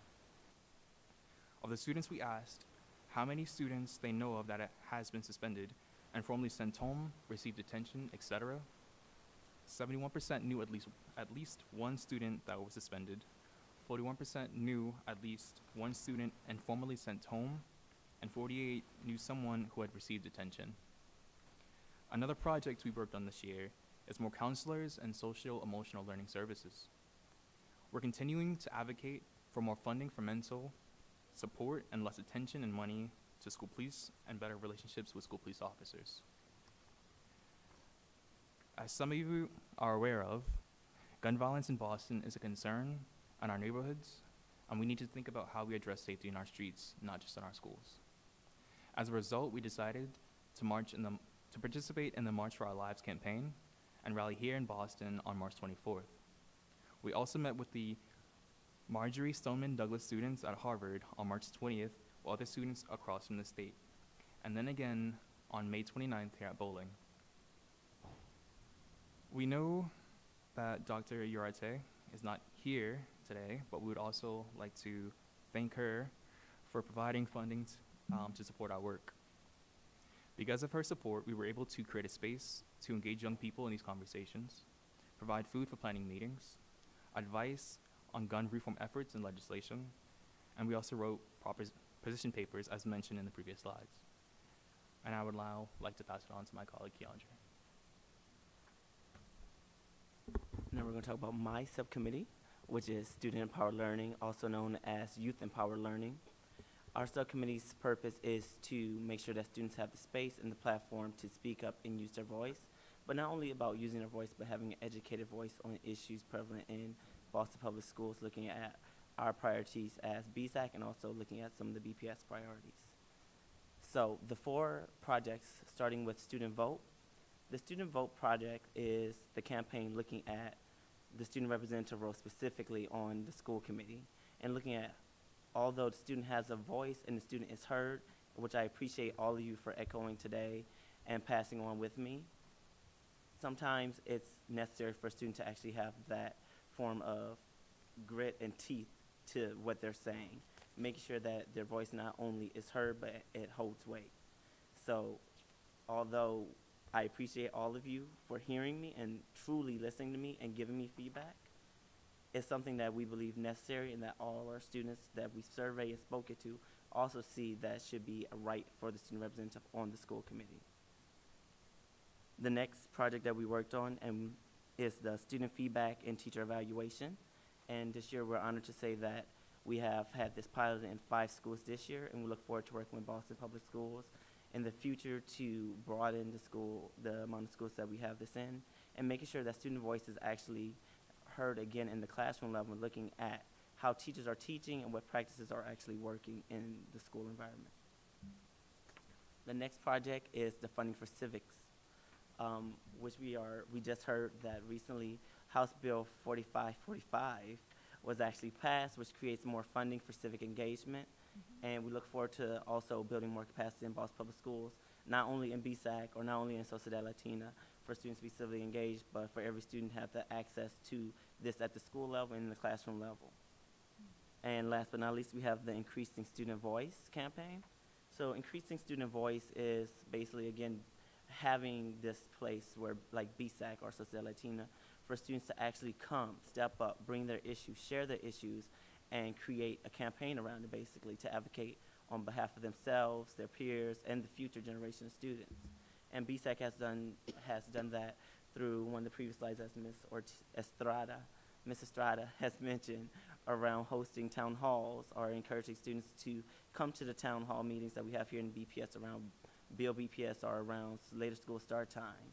And we thank the Mayor's Youth Council, who had one of their annual events just Monday here in Bowling Building, 6th floor, for honoring BSAC with an award around civic engagement and really bringing us in and working with us as a close partner. So now we're going to switch to one of our next subcommittees, which is the Environmental Justice and Sustainability Subcommittee. This subcommittee focuses around looking at the relationship between the environment and climate and how it impacts everybody. And one of their hashtags is #EarthMatters. And it's just something that we love to see. But one of their major campaigns is the climate curriculum, which has been adopted by state standards recently, but is available for all BPS all BPS teachers and schools that are willing to implement this in their existing science programs. We also thank Pam Pelletier and the entire science department for working closely with our climate team in developing this curriculum.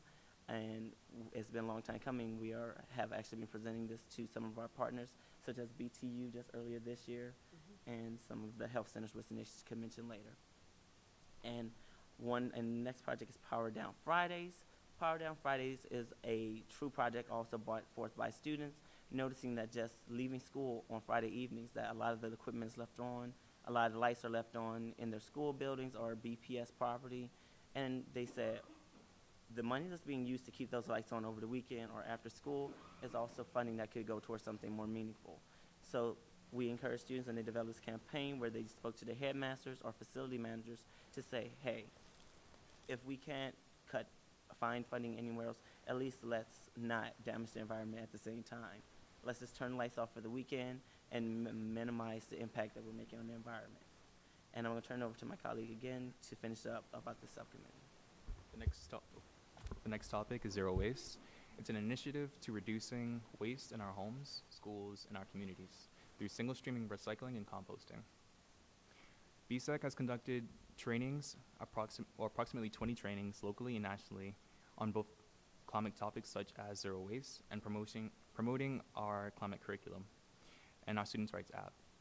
To highlight some of the trainings that we've conducted is at the Dearborn Middle School, BCLA High School, Holy Spirit in Mattapan, First Church in Roxbury, and the Nellie Mae Foundation that included people from Providence and New Hampshire.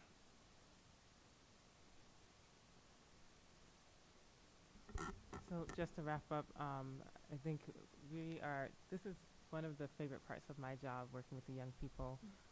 My goal for my office, as we are looking at how we reorganize ourselves, is to ensure that we have representation from every school. We've been thinking and working with the high school options team to think about how do we make sure that there's programmatic representation, particularly in thinking about our alternative education programs, having that at the table in addition to what we have already. So that's one of our goals for this coming year. Youth on Board has been really great in helping us think about how we provide additional incentives and raising some funds for that. We want to think about other ways of doing that. We know a lot of our students do need to work, and we have significantly increased the amount of time that they are working with us. A lot of them are here 2 days a week. And so we're trying to think about what incentives and other ways that we can provide supports or to keep them engaged and to retain them because we do see that sometimes we have a slight retention problem. We want to continue piloting our badging and leadership work. We really would like to think about how do we share that with other organizations, what does that look like in terms of training, and really spreading that work out so that the badging work doesn't stay within BSAC, but it really is able to grow and be used by other organizations. And lastly, one of the things you might have noticed in the presentation is that we have pieces of the work that is very BPS aligned and then pieces that the students bring to the table. So we continue to think about how do we help the students balance their interests with the things that are happening in the district. And I think that's something we'll continue to do moving forward. And thank you for your time. And again, thank you. We'd like to also say thank you to former Chairman O'Neill for all the support over the years, and we really appreciate it. And thank you to Chair and current Chairman Lecanto, and we look forward to building a relationship with you. We had a meeting earlier this year with you, and we see a great future to build with you.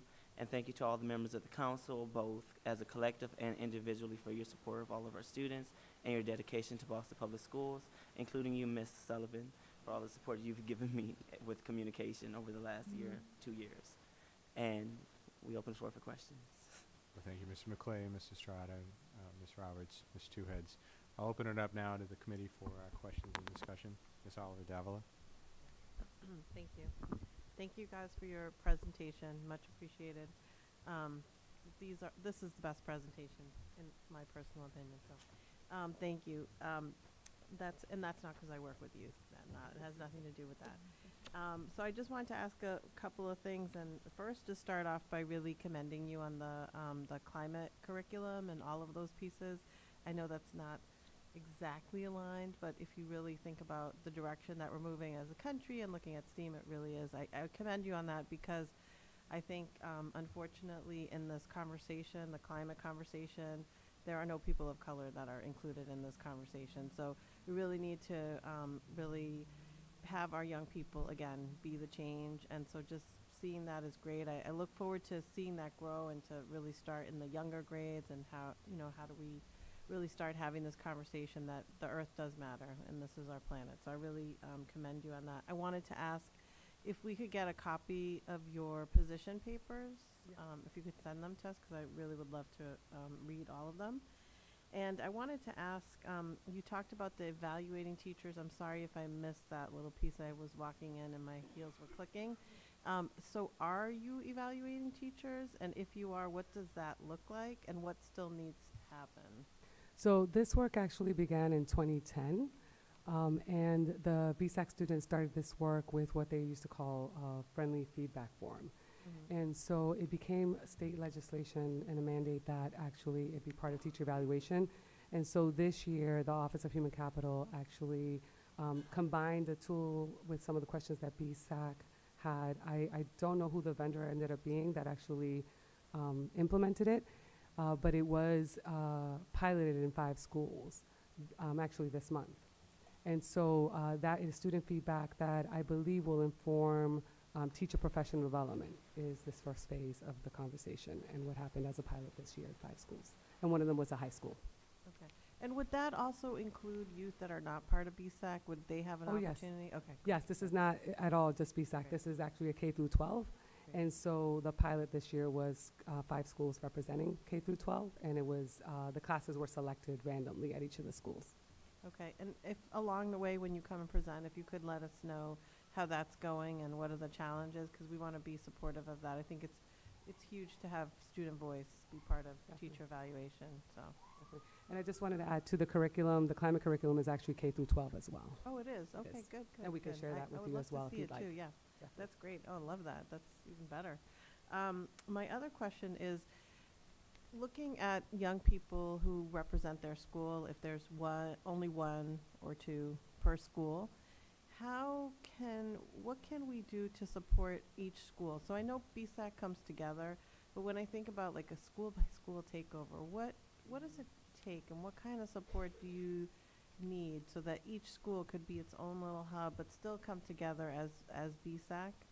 Does that make sense what I'm saying? Well, We know that every school should have a student representative on their school site council as well, and also active student governments in the schools, which we know that all the time isn't necessarily something that's true, but we do push for student governments within schools also just to build culture within schools and to build student voice within the school environment. And so usually we do ask for the school, usually for the group of students, student government, to send a representative from their group to represent BSAC.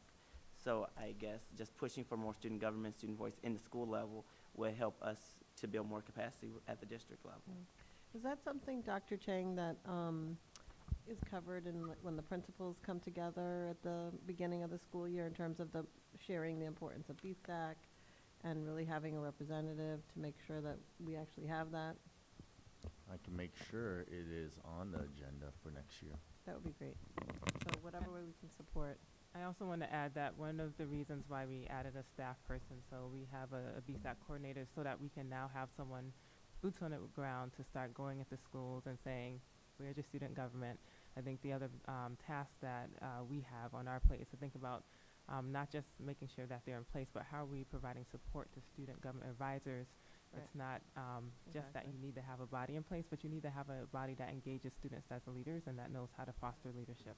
And so in the past, we've done some of that work. We're looking to reintroduce that with Forest Schools. Yeah, because I think, you know, ultimately, it's great to have BSAC come together, but if we have the avenue of school by school, then we have more students involved that maybe wouldn't necessarily be as involved, and this is a great way, you know, to engage young people, and I don't have to tell you preaching to the choir, so whatever way we can support. And my last two questions. One is, when you look at the new Community Engagement Advisory Council, I'm wondering from the youth perspective, if you can give us some guidance and advice on how that can really be truly youth-centered and have a true student voice, because if you look at the list is very adult-heavy, and so I'm just wondering if you want to give us some ideas. If you, it doesn't have to be right now either if you can't think of anything, but really I think when we say community engagement, I consider students as part of the community, and so would love to hear more how you think we should go about making sure that it is authentic youth voice. Well, to provide more of authentic youth voice, to provide more of an authentic youth voice, I think it should be much like OAG, where we actually made it a point to hear from the student representative in OAG, whether it was myself or Mr. Two Hats over the last 2 years, and just building more capacities for students to be at the table. So maybe having more than one student representative in these subcommittees to give perspective from different levels, whether it be because we have members of parents, nonprofits, for-profits, and education system at the table, but we only have one student representative seen consistently at these tables. So how about we bring in we build a culture for some of our younger students in middle school transitioning to high school to participate in these conversations, or to build these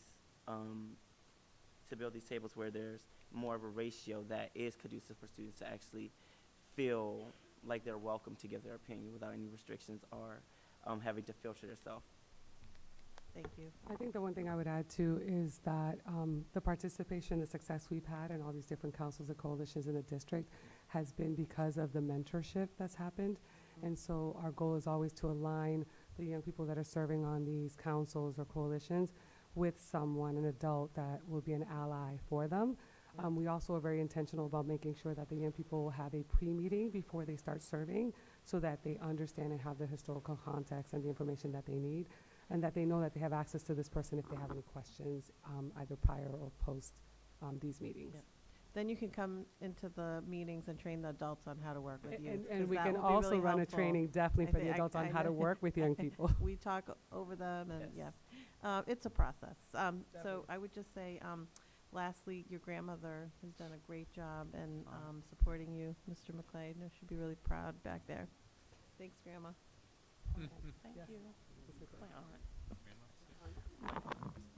You must have inside information, Miss Oliver Davila. You know what? We met at Dunkin' Donuts. She was doing a presentation, and I sat next to her, and I was really nosy, and I noticed it was on education. Little did I know that was his grandmother. So she's a very cool lady. And then I saw her at Thompson Island when we were at Thompson Island, Dr. Chang, last week. Yep.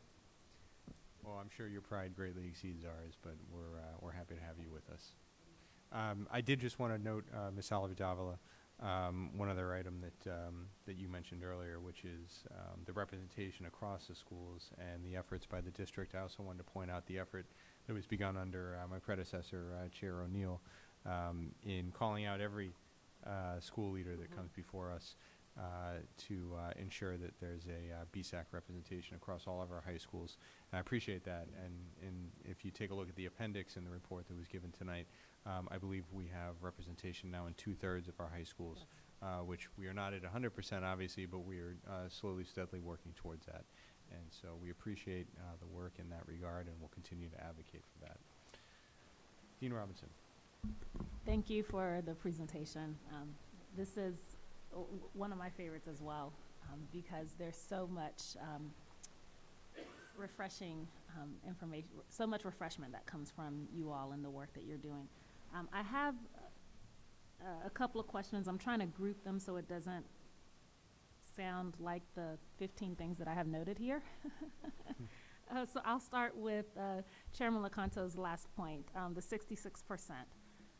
What is the strategy, either for you all or Dr. Chang, since Ms. Oliver Davila just asked to have this before the principals? We have many principal searches that are almost complete or near completion.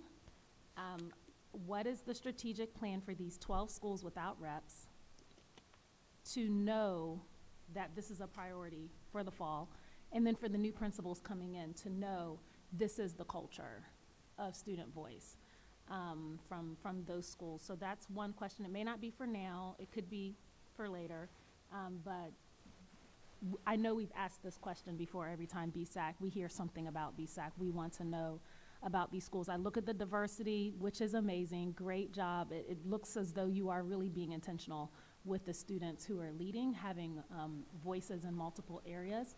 But I know that with reps at these other 12 schools, the diversity is going to increase when I look at who's at these schools. So I want to push you all, but I know it has to start, here with really pushing all of the school leaders to see this as a priority.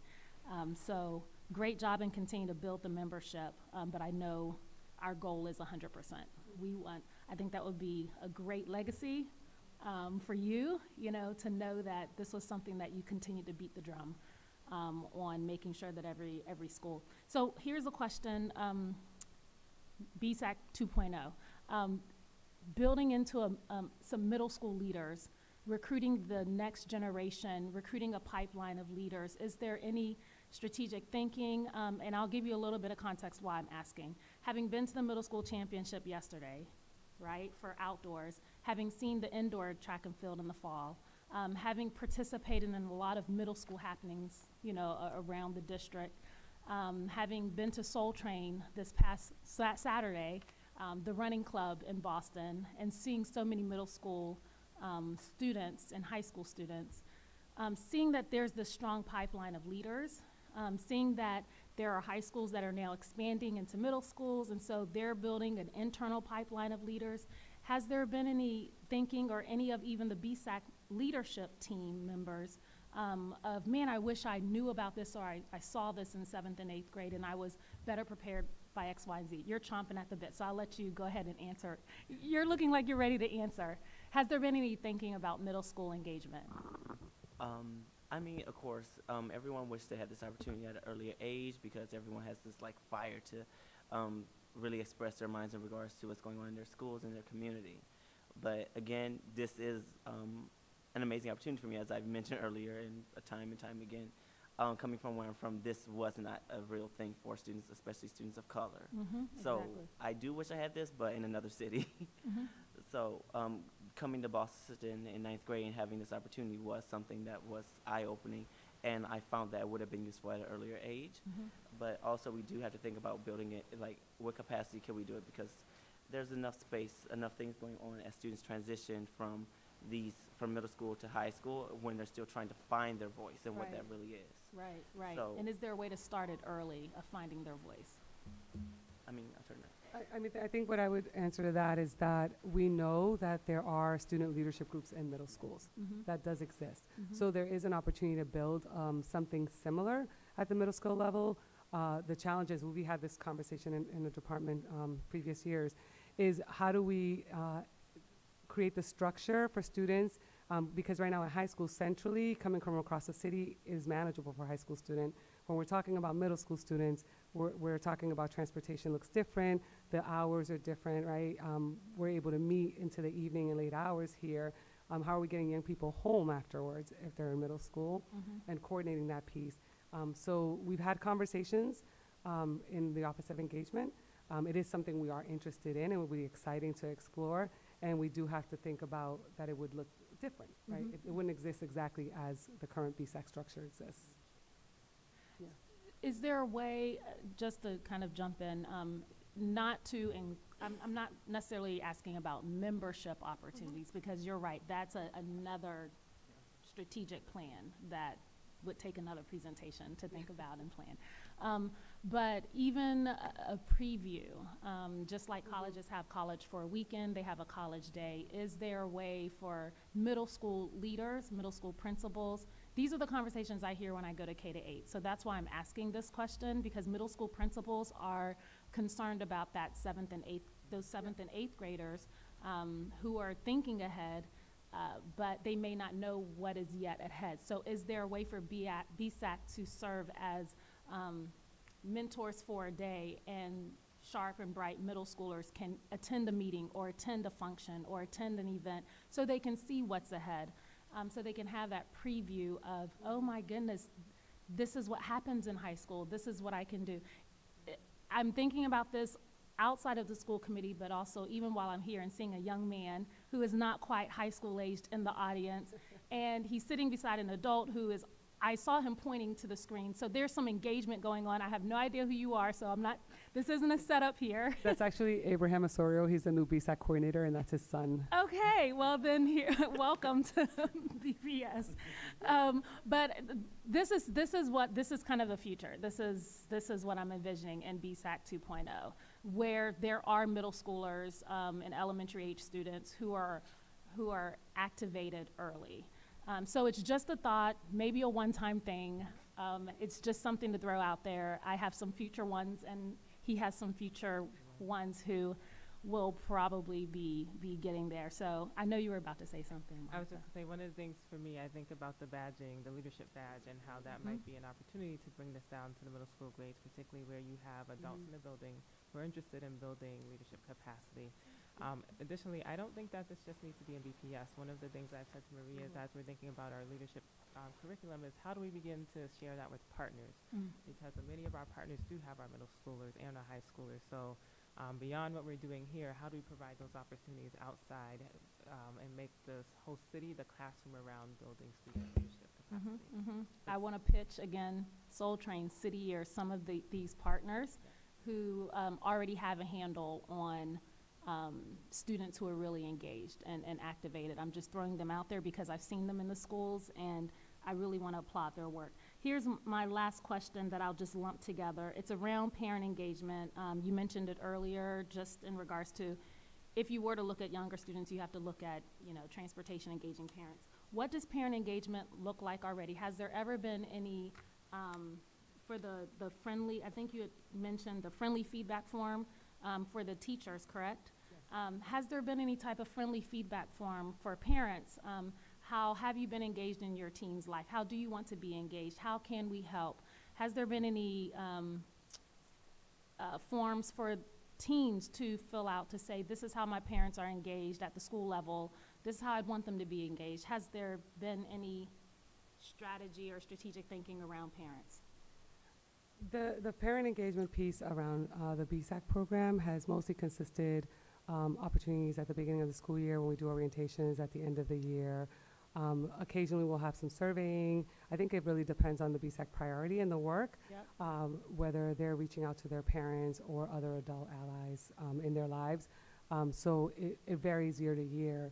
The consistent pieces are the pieces around orientation, the time commitment that students are making and parents understanding that if they're serving on the leadership team, and definitely even our listening project, we ask students to bring their parents. So when we have events and other outings, the March for Our Lives, the Youth Jobs Rally, then we'll ask students to bring their parents along as well, and in those activities and events to engage them.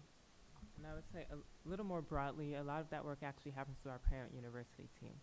So they are doing a lot of work with surveying families and saying, what is it that you need? What is it that you're doing? How do we help build your capacity in what you're doing? Additionally, I think in some ways the school climate survey, as we are trying to continue to tweak that with ODA, gives us some information, right? It tells us what are some of the barriers. It tells us some of the ways that parents are currently engaging at particular schools. We're working with ODA to share with our school leaders a toolkit to help them think about how are they unpacking all of that information and using it. Additionally, as part of the Boston Compact work that we're doing, we have been piloting a set of questions that parents have designed. We added them to the school climate survey. And our goal is to share that information with our school leaders and to use that as well to help them think. I think that was critical because it provided the parent voice on what do parents need to know, what do we hope our school leaders need to know, what do we think they need to know about us. And so I think those are some ways that we're starting to do that work and already doing it from a systems level. Is it coming together in a way that is painting a picture on a strategic parent engagement process? And here's why I ask, what if BSAC and School Climate Survey came together? BSAC saw the results of engagement of parents, the climate of parents in the city, and BSAC communicated to you all or to the school committee best ways to engage families because they are seeing what it's showing.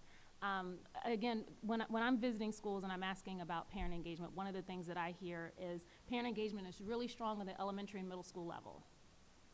You want to see parents, then that's where you're going to see a lot of families. But when it comes to older students, whether it's, at sporting events, yes, maybe, but there's not as many opportunities for teens to show their work like you see in elementary and middle school.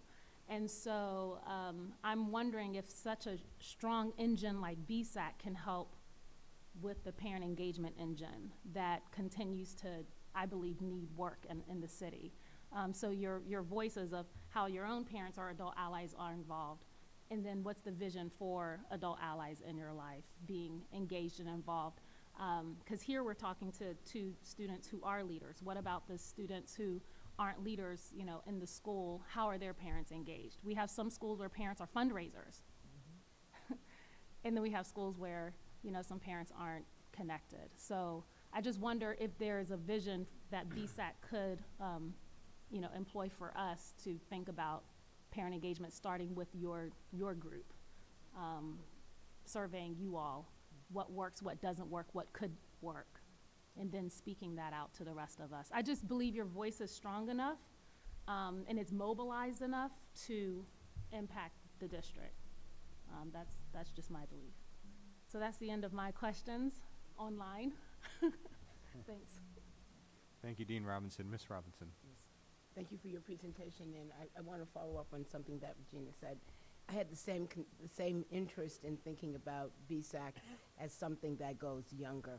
And when you talked about the badging, thinking, there are Girls and Boy Scouts, is there a version of BSAC that becomes sort of student voice in growing those voices through the years so many kids get exposed to it? My other question was around the high schools that don't have formal representation. Are students from those schools invited or able to participate in BSAC events, even though they don't have, quotes, an official representative? Oh, definitely. The town halls is one reflection of that. And so the town halls and those formal opportunities where BSAC actually hosts, we do outreach to all the schools and organizations. So we reach out to every youth serving organization that we have a relationship with and have a point of contact where we can try to get the students out. In addition to that, we also extend invitations to any BPS hosted events. So when we had Bill BPS in the lobby, we make sure we also reach out to either student government groups, teachers, any point of contact we have at a school, we will send the information and share that with them. And so as a result, the town halls have actually reflected more high schools They might even be represented in BSAC in some cases. And that is the intention, right, to bring more voices in. What is the process for becoming the official BSAC representative to the overall So there's a program? membership application that is sent to schools. The students are required to submit a resume or an accomplishments list. They are also required to have a recommendation letter from the school as well. And then we ask them that they write a 1-paragraph explaining why they would like to join. And so then the students are invited to a BSAC meeting, and they share that with us, and we have a conversation about the commitment. We ask that they have their headmaster also sign off on it, so the headmaster is aware of who the student representative is for the school that is applying. Yeah, several of the larger high schools are not representatives. I was wondering what prevents, or what is the nudge you need to give to a headmaster, particularly of some of the bigger schools, to make sure that their students are officially represented. Yeah. I mean, I think that this year we're very excited to have Abraham Osorio on board. Between Abraham and I, and even with staff members from Youth on Board, our hope is to be able to get to the schools and really have those conversations and help support the school in the process of identifying those students aligned with their student government structures as well. So supporting elections, if we can do that as well to support the schools. My last question is about your listening project data. What's happened with this once it's been done? Because it's very interesting what kids are saying. How does this fed back to schools, or how is it dealt with at the school level as they look at their discipline policies? So the information is typically shared with the Code of Conduct Advisory Council. We also presented this year to the Youth Transitions Task Force. And so they had a conversation about the data, looking at discipline, what does it look like if we're following the code based on what the results are of the survey. Again, you know, this is all student self-reported information, but we do have conversations with BSAC about what does it mean, what are we hearing from students, and then reviewing the code of conduct and asking, so what's working or not working around the code. And in particular, we align it with the Student Rights app, right? So we go back to the Student Rights app, we look at that. We continue to encourage students that if they're, you know, just the thought of having someone suspended for their hair, right? You know, are you using the app? Do you have the information? What was the process? Did you get a hearing? And so it just encourages students to continue to advocate and support each other and provide them with the tools to be able to advocate for themselves. If I remember correctly, you also had a listening project last year? Yes. Were some of the questions the same as last year to this year? Was it the same one or different one? Well, so the questions on the survey, which I believe is in the appendix as well. Yes. So some of the questions on the survey, every year the students review it, and they come up with like, what questions do you find more relevant at this time based upon what's going on in society? So like a year and a half ago when there was the question about in the restrooms, some students brought up the question, thought it was appropriate to ask that question, and how was it being handled in the school environment. Some asked more about like the student got suspended from school just for dropping a pencil and kicked out of class. So every year we look at a new model for that, and how do we formulate questions to get like maximum response from that. And also, in correlation, like we said, Nicholas said, in correlation with the national campaign, Dignity in Schools, we also have an opportunity to present to them annually and share, like, seeing what's going on nationally and what can we do to address some of these issues as a group working within the school system, but also bringing those practices into our school environment to advocate on behalf of ourselves and peers. It's what I'm trying to say is there, you know,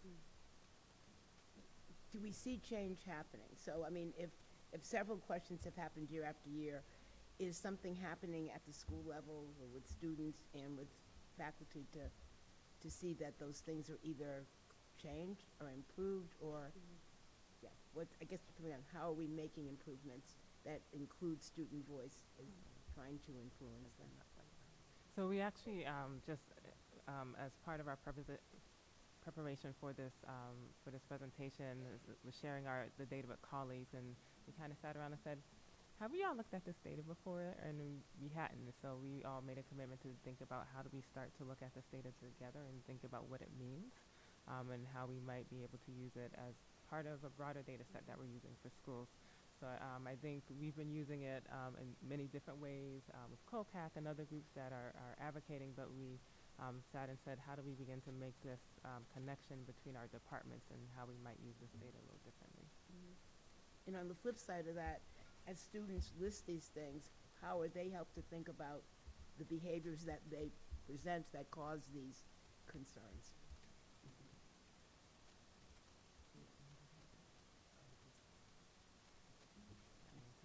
So one of the things that we've been talking about is, as we look at this data and other issues that we're hearing from students is, do we need to launch a student conference led by students for students addressing some of the issues that we're hearing? I think that's something I would really like to see happen, and Maria's like, that's one of the things I'm kind of putting a little bit of pressure on. But I do think that could not just be this office. I really would like to think about how do we do that across the district, but also across the city. What are the other youth-serving organizations that can really support us in that effort?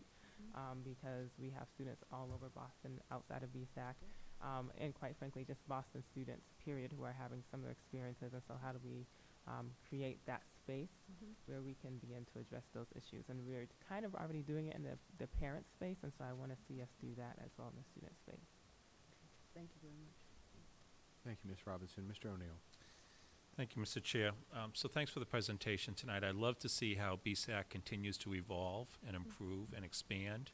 So seeing you working on things like subcommittees or task forces and doing position papers on key issues of interest to the district, advocating up on the Hill at the State House about issues, speaking as a Boston student voice on issues important to students statewide. I mean, you're really evolving into an outstanding organization. So really, really proud of what I'm seeing. You've heard me beat this drum for a couple of years. The more you represent all of our schools, the more powerful the voice is. So I am thrilled. This is the first time I've ever seen a list of schools that don't have reps. Thank you. So thank you for giving us that. And I have immediately separated them into about 3 groups. The first is ones that I'm quite frankly shocked don't have a rep. And I wish Headmaster Thomas from Charlestown High was still sitting here. He was here earlier because one of his educators was being honored, and then we voted on a grant. But boy, I'd love to say, Headmaster Thomas, what's going on? How does Charlestown not have a rep? How does Boston Arts Academy, English High School, Dearborn, or Green Academy not have a rep to this program? And so we as an organization have to keep pounding that drum and support your efforts. And Superintendent, these headmasters need to hear how important it is. The second group, and it's a number of them that I loop together, and I wonder if they know that their voice is important, and that's our alternative ed schools. So I don't see Mr. Fuentes here, but Superintendent, I hope you can deliver the message to him. When I see BARDA and BDEA and Greater Eggleston and Boston Collaborative here, I'm wondering if they're getting the message that those students are valued in our system and the experience they bring to the table would be different from the other students that are represented in BSAC, and we need their voice there so that it's heard. And I think it may be a message that needs to be delivered to Mr. Fuentes, oversees the area overall, right? Yes, it's a collaboration between Don Muncie and Mr. Fuentes at this moment. Yeah. Okay.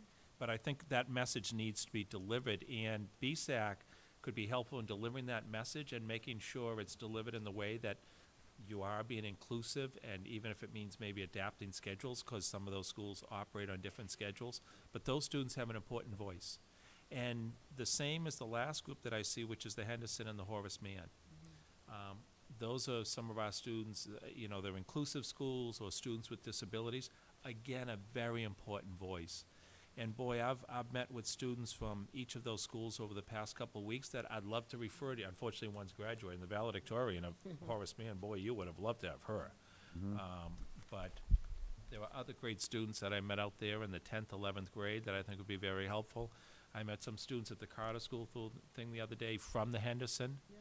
I think some of the folks here may know some of those students, and we have to get them involved because that voice, again, is important. When you're representing all of the different constituencies in the city, your voice becomes that more powerful. And so even if it means making sure that they know they're welcome and that you want them there and that you see value in the voice that they're bringing would be important. And I'm thinking of that in terms of what Ms. Oliver Davila brought up about the superintendent's community engagement groups. And I think, Ms. Robinson, what you were getting at as well, a certain student is attracted to BSAC, right? They're student leaders, they're interested in kind of the government, public policy piece, that type of thing. There are other groups of students that are in their own way developing student leaders, maybe different ways. Many of them deal with just Boston Public Schools students, others deal with the majority of Boston Public Schools, and maybe a coalition or some joint meetings sponsored with them, particularly if you're going to do a student conference. Bring them in and engage them. And I'm thinking of Sociedad Latina and your community students, you know, your community organizers, Hyde Square Task Force, Boston Scholar Athletes, you know, the Build Boston students, the Debate League students, citizen schools, right? These, you know, students get attracted to those programs as well, but maybe if you jointly sponsor some events with them, you're kind of reaching across to get more engaged students. But again, building that voice of students, I think is critical. And Superintendent, you may want to think about that a little bit with regards to the community engagement group that you're putting together. I know you have included BSAC on it as well, but getting at what Ms. Oliver Davila said, of a couple of different ways to represent student voice would be helpful.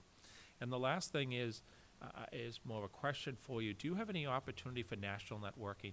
I mean, as student voice is starting to build around the country, I love that you met with the Marjorie Stoneham Douglas students when they were up at Harvard recently. And by the way, think about this. So other districts, students wanted to walk out 30 days after Stoneham Douglas in respect for that. Some of them face suspensions, some of them out-of-school suspensions, corporal punishment I heard about in one district. And here we have BSAC meeting with the superintendent and thinking about effective ways to communicate and plan around this. So talk about we are different, right, in how we honor and value student voice. But as student voice is starting to grow nationally, I'm wondering if BSAC is having the experience to reach out to other schools that you think do a good job with student voice and think about sharing best practices. Do you have any of those opportunities now? Well, yes, we have had those opportunities, especially in my time in BSAC over the years. I've had the opportunity to travel with Dignity in Schools Coalition to speak with students from around the country. We got to travel with the Nellie Mae Foundation, the Himes Foundation, and to participate in national conferences around student engagement, student voice, inclusion, diversity, and just healing practices as well, and looking at alternatives to disciplinary actions in school systems and safety, not only in the school system but outside in the environment in regards to police brutality, climate change, and so on. And those opportunities are actually because of the collaboration with Youth on Board. And so because Youth on Board Collaboration with what? I'm sorry? Youth on Board. Okay, yeah. And so because Youth on Board is connected to national conversations, the young people have an opportunity to think locally and then be able to work nationally. And so like our code of conduct, our student rights app, for example, it's something that we are sharing with other school districts and other youth serving organizations as well. Thinking about these healing circles or listening skill sets that young people develop in BSAC and sharing those tools as well. And so as a result, the young people every year get to travel and share nationally some of that work, as well as even through online, what do you call those? Conferences. Yeah, we have those opportunities as well. I know I'm not as tech savvy, so, but there are opportunities and we continue to build on that. You have It's young very people exciting. next to you who probably are extremely tech savvy. They help me out with all of that. So. And also just adding one more thing, we also been engaged in like international conversations. Just several years ago, like 2 years ago, we had students from Denmark who decided to come to BSAC just to like look at the parallels and the differences going on in their education system and ours. Most recent, a few years ago, actually a group of students from BSAC who participated on like the first idea of the climate curriculum and climate justice got to travel to the Paris Peace Conference as well in order to advocate for students and just to build a broader network. So we're beyond just locally and nationally, we're international. And excellent. Yeah, thank Excellent. Great. Thank you. Thank you very much. Thank you, Mr. Chair. Thank you, Mr. O'Neill. Well, I just want to close by, giving a few thanks. First of all, Ms. Strada, I appreciate you calling out Youth on Board. I did want to make sure to thank Ms. Sazama and her great work in support of BSAC as well as the district in student engagement. I also want to thank once again, we've thanked Mr. McClay enough tonight, but we'll give him one more. And Mr. Twoheads as well. We've talked a little bit about where Mr. McClay is going next year, and I think we've mentioned from time to time your plans, but you mentioned to me when I saw you in the elevator earlier that your graduation's tomorrow from West Roxbury Academy, and if you don't mind me sharing a few things for folks that pay attention here, you've been working with the district in the Office of Human Capital.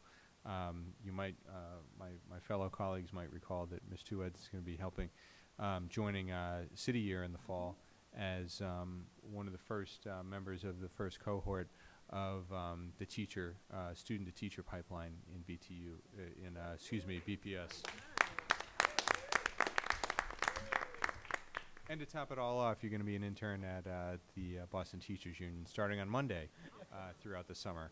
So you're a busy man, and you're certainly giving back to your community, and we greatly appreciate it. And I've been, I think it's emblematic of just the work that BSAC does. I'm always impressed, and thank you again for having me a few months ago out to meet with you by the breadth and the depth of the work that you do. And, we've heard it throughout your presentation and in the comments by my colleagues, the type of work that you do both within the school system as well as in the broader community work at the State House and so on and so forth. And I appreciate the term that Mr. McClay used earlier, and I saw it in sprinkled throughout the appendix in your report. That's dignity. A lot of the work that you do is focused on dignity, personhood, and how students belong in a school, students belong in a community, and can grow as civic agents throughout their lives and throughout their careers. And dignity is an important concept today. That's it's all obviously that's a bit of hyperbole, but certainly with the number of issues that are facing us, and certainly a number of our students in the world today, giving people the tools to recognize and fight for that dignity is an important effort, and so we thank you for that. Well, thank you again. I'm sorry, Ms. Roberts, did you have something else to say? I want to say one thing. I do want to say that I think a lot of the work we've been able to do is because we have a superintendent that has embraced student voice from his coming in, and I do want to thank, just acknowledge how much he's embraced student voice and set an expectation among his executive cabinet that this is a part of what we do as we're looking at changing policies. And so this group is really busy, but we're glad to be really busy and that we have a leader who's really requiring us as district leaders to have student voice at the table. So thank you. Oh, very good. Well, thank you once again, and we'll once more wish well for our departing students and look forward to your replacement, Mr. McClay. Thank you. Thank you. We'll move on now to our final report this evening, a revision of the BPS Arts Policy. This time I'd like to invite Executive Director for the Arts, Myron Parker Brass, to please step forward with her presentation. First, I'll turn it over to the Superintendent for some opening comments. Thank you so much. This evening, Executive Director of the Arts, Myron Parker Brass, will join us for a presentation on revisions that are being made to the BPS Arts Education Policy. As Myron Parker Brass will explain, these proposed revisions will include continuous expansion of arts learning from time-on learning expectations for specific grade levels. It will also support more consistent pathways for arts education and greater equity across the district. Myron, this is legacy work. Thank you for being here this evening. I turn it over to you. Very good. Good evening, and thank you, Chairman Lecanto and Superintendent Chang and members of the school committee. So this evening, our presentation on the Arts Ed policy will include just a brief history of the policy, an update or a bit of an update on our progress because you've had a wonderful update from my colleagues at EdVestors, and then we'll highlight just a few of the revisions to the actual 2001 policy. I don't think I need to convince anyone here at this table that the arts are essential to a well-rounded education. I think you have all somehow firsthand seen the impact of quality arts education and what it does in building culture and community in our schools, engaging our students, closing the opportunity gap, and increasing student achievement. And the art skills are critical to building those college, career, and life readiness skills that we want our students to leave our buildings with. The arts education policy was developed and adopted in 1994. It defined and identified the arts, music, visual arts, dance, and theater as part of core curriculum and provided recommendations for quality arts teaching. The adoption of the policy in 1994 was actually forward-thinking for the school committee, particularly at that time because school districts were beginning to eliminate their arts programs. And so the district was being very forward-thinking in adopting that policy. And the result of the adoption was an increase in arts education for some of our students. But because the policy did not come with a district implementation plan, there was no district-wide impact. In 2001, a revision of the policy was adopted, and the intent of that revision was to do just that, clarify the responsibility and the ownership of the implementation of the policy. Again, we had some increase in arts across the district, very uneven in our landscape, but because there was, again, no district ownership of the implementation of that policy, we ended up with two very good documents with good recommendations in them, but documents that basically had no teeth. As it was mentioned earlier by my colleagues, my Edvesters colleagues, in 2009, the district, along with partners from our local philanthropic, arts and culture, and business community, developed a coherent plan for district-wide building and deepening of arts education. And included in that conversation was language from the arts ed policies. The result of those conversations and that plan, as you've heard, resulted in the following goals: expanding direct arts instruction for our students, building district and school support for the arts, strengthening and coordinating partnerships, and building and ensuring long-term sustainability of arts programs. You also heard a bit about the progress that we've made since 2009, and we are very excited about that progress. And so I'll just call your attention to just a couple of the statistics because we'll talk about them a bit later when we go through the goals. But I think it's important to highlight again that in our pre-K through 8 space, we have moved the needle from 67% to 96% in the number of students who are receiving that base of weekly arts instruction. In our high schools, much more dramatic, 26% of our high school students had access to quality arts electives in 2009. This year, 2018, it's 63%. And as we begin to think about increasing the dosage, moving from that once weekly base to twice weekly, we have been able to move that needle significantly. In 2009, only 10% of our students in that pre-K space, pre-K through 8 space, had access to twice weekly arts education. And this year, it is 65%.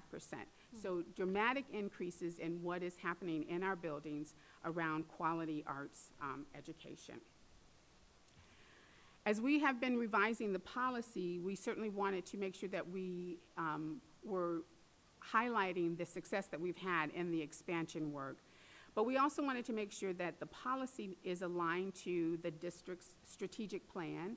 So the 5-year plan from the district highlights the arts as one of the academic instructional focuses in focus area 1.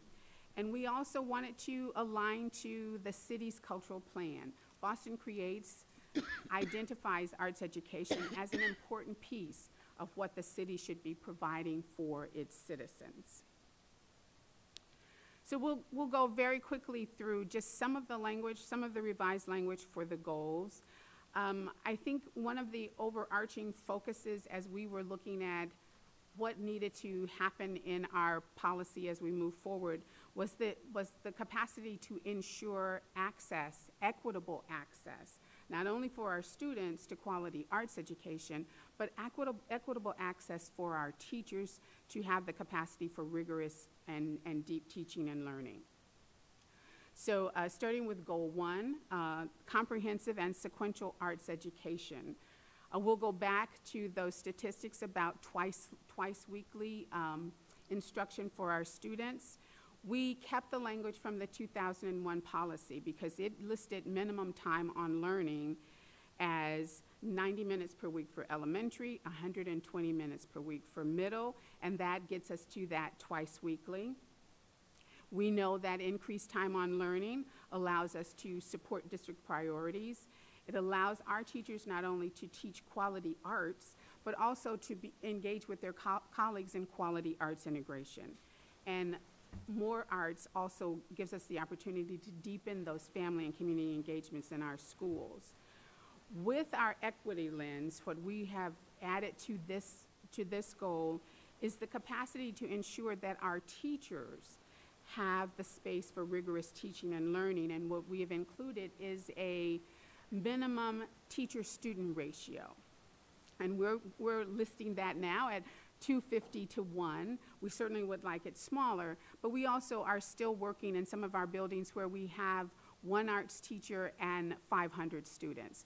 And so the capacity for that teacher to give everyone deep, rigorous arts teaching so that they leave those buildings with artistic literacy, it is hampered by those ratios. So we want to make sure that we begin to push that ratio as well. Goal number 2, district-supported curriculum and assessment.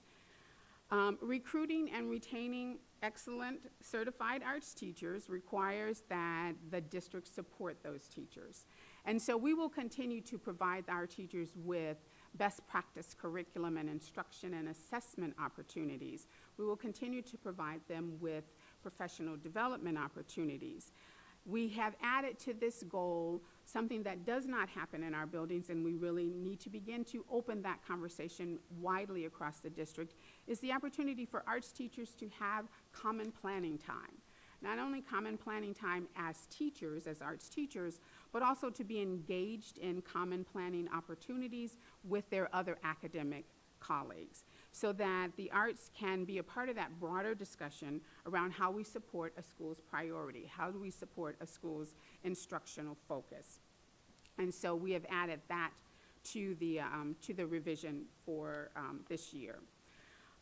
We are just highlighting for you the district and central office capacity. We've had major success in building the space inside the district and central office and how we engage our school leaders, how we engage our parents, our community, all building this opportunity for everyone to understand the importance of arts education.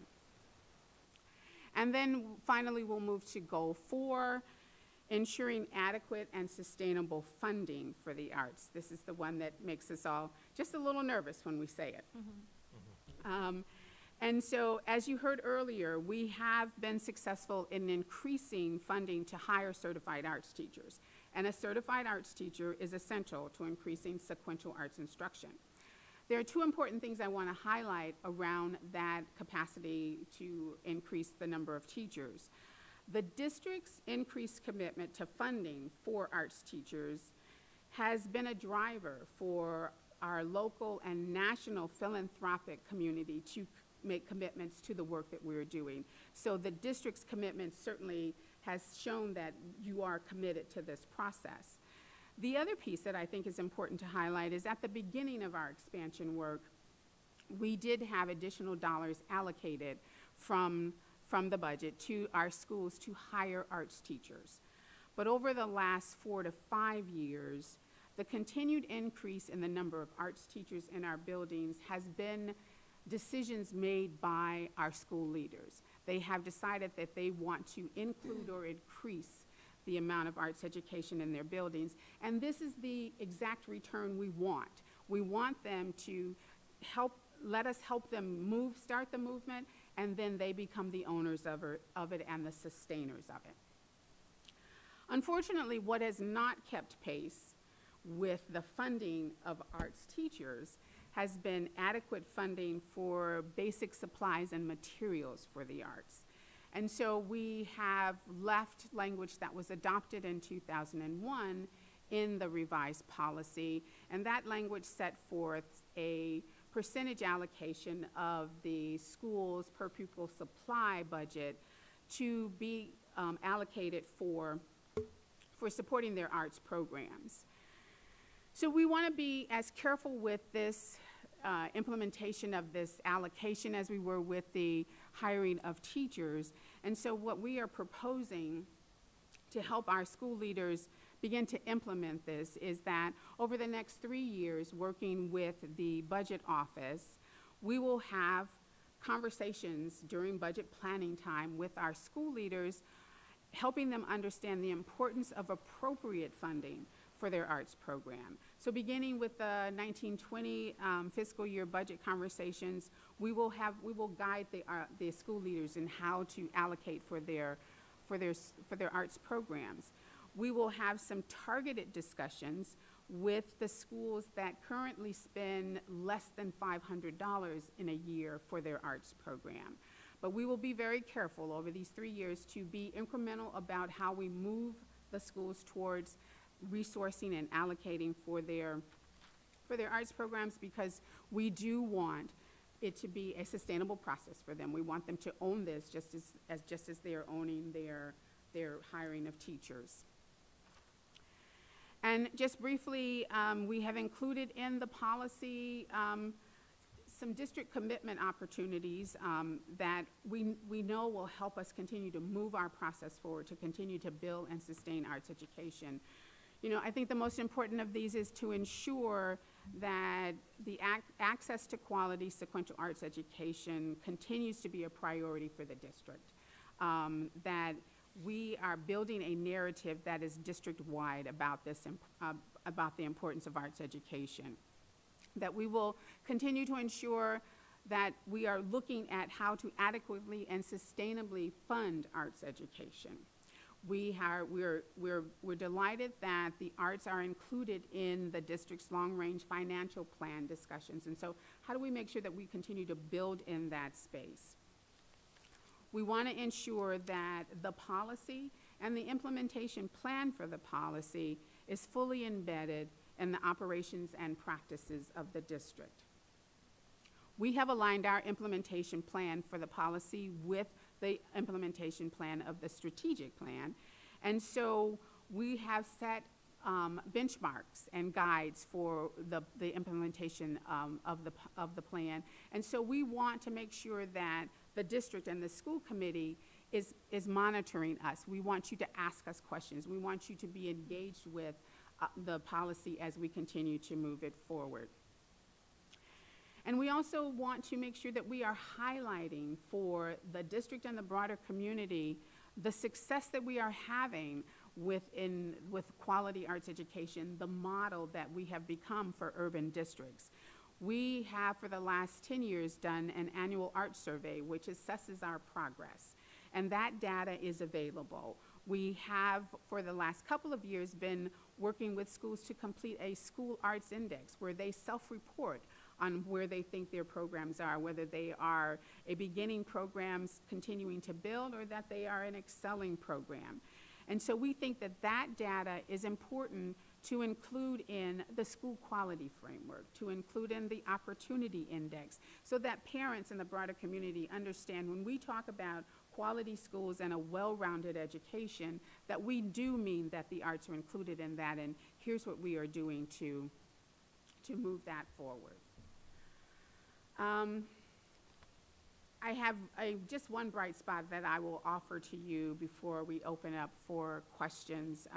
Dr. Chang did talk about the wonderful performances and opportunities that we're having this week with the Citywide Arts Festival, and so I do encourage you, if you have a little time tomorrow, because the sun is going to be shining, and we're going to be on the Commons, to join us. It is an amazing opportunity to watch our young people be very proud of who they are as young artists, and to engage with one another. So that certainly is a bright spot. But I want to go back to an opportunity we had a couple of weeks ago, and I think Chairman Lecanto, you were there with Superintendent Chang and the mayor at BCLA at the unveiling of the mural that the students did with the mural artists from City Hall. An amazing piece of work, and students who were very proud of the work that they had just produced, and you could see and hear how proud they were of that work. But what I want to highlight is that inside the work that those young people did on that mural were all of our essentials for instruction. And so inside of that work, our young people had access to safe and welcoming learning environments. They had the opportunity to own their learning, so access and agency in their learning. Certainly, it was a cognitively demanding task, and there was that rigorous instruction happening. And they had the opportunity to assess, reflect, and evaluate the work that they had just produced. And so we need more opportunities like that for our young people to be totally engaged in their learning, to own their learning, to be excited about coming to their buildings, and to understand how to use all of their creativity and their skills in moving their learning forward. So I want to encourage you to build on that process for all of the young people in the Boston Public Schools. So now I'll open it up for questions. Thank you, Ms. Myron Parker-Barras. I'll open it up to questions. Ms. Robinson? Thank you so much for your presentation. I just had a couple of questions about the progress to date, and you're saying that 96% of our kids are getting, in the K-8 space, are getting weekly arts. Who are the 4% that are not, and what's preventing them from being able to participate? So, so we were just talking about this. So we do have a few schools that don't have BPS arts teachers, but they do have arts programs. Okay. And so that 4% is not in one or two schools. It is spread across, you know, the K through 8s, because what happens inside our buildings is that unfortunately, in buildings, we may not have all of our K through 5 getting arts. It may be just K through 3rd grade, and maybe the 4th and 5th graders are not getting it. In our schools where we don't have certified arts teachers, and there are a few of those, and we're still working to close that number, they do have arts programmings, but it might be with a partner, with a teaching artist. And so that does not give the capacity to then serve every student in the school. And then I guess my other question is, what has caused the increase in, is any of the arts work being done as part of the extended learning time?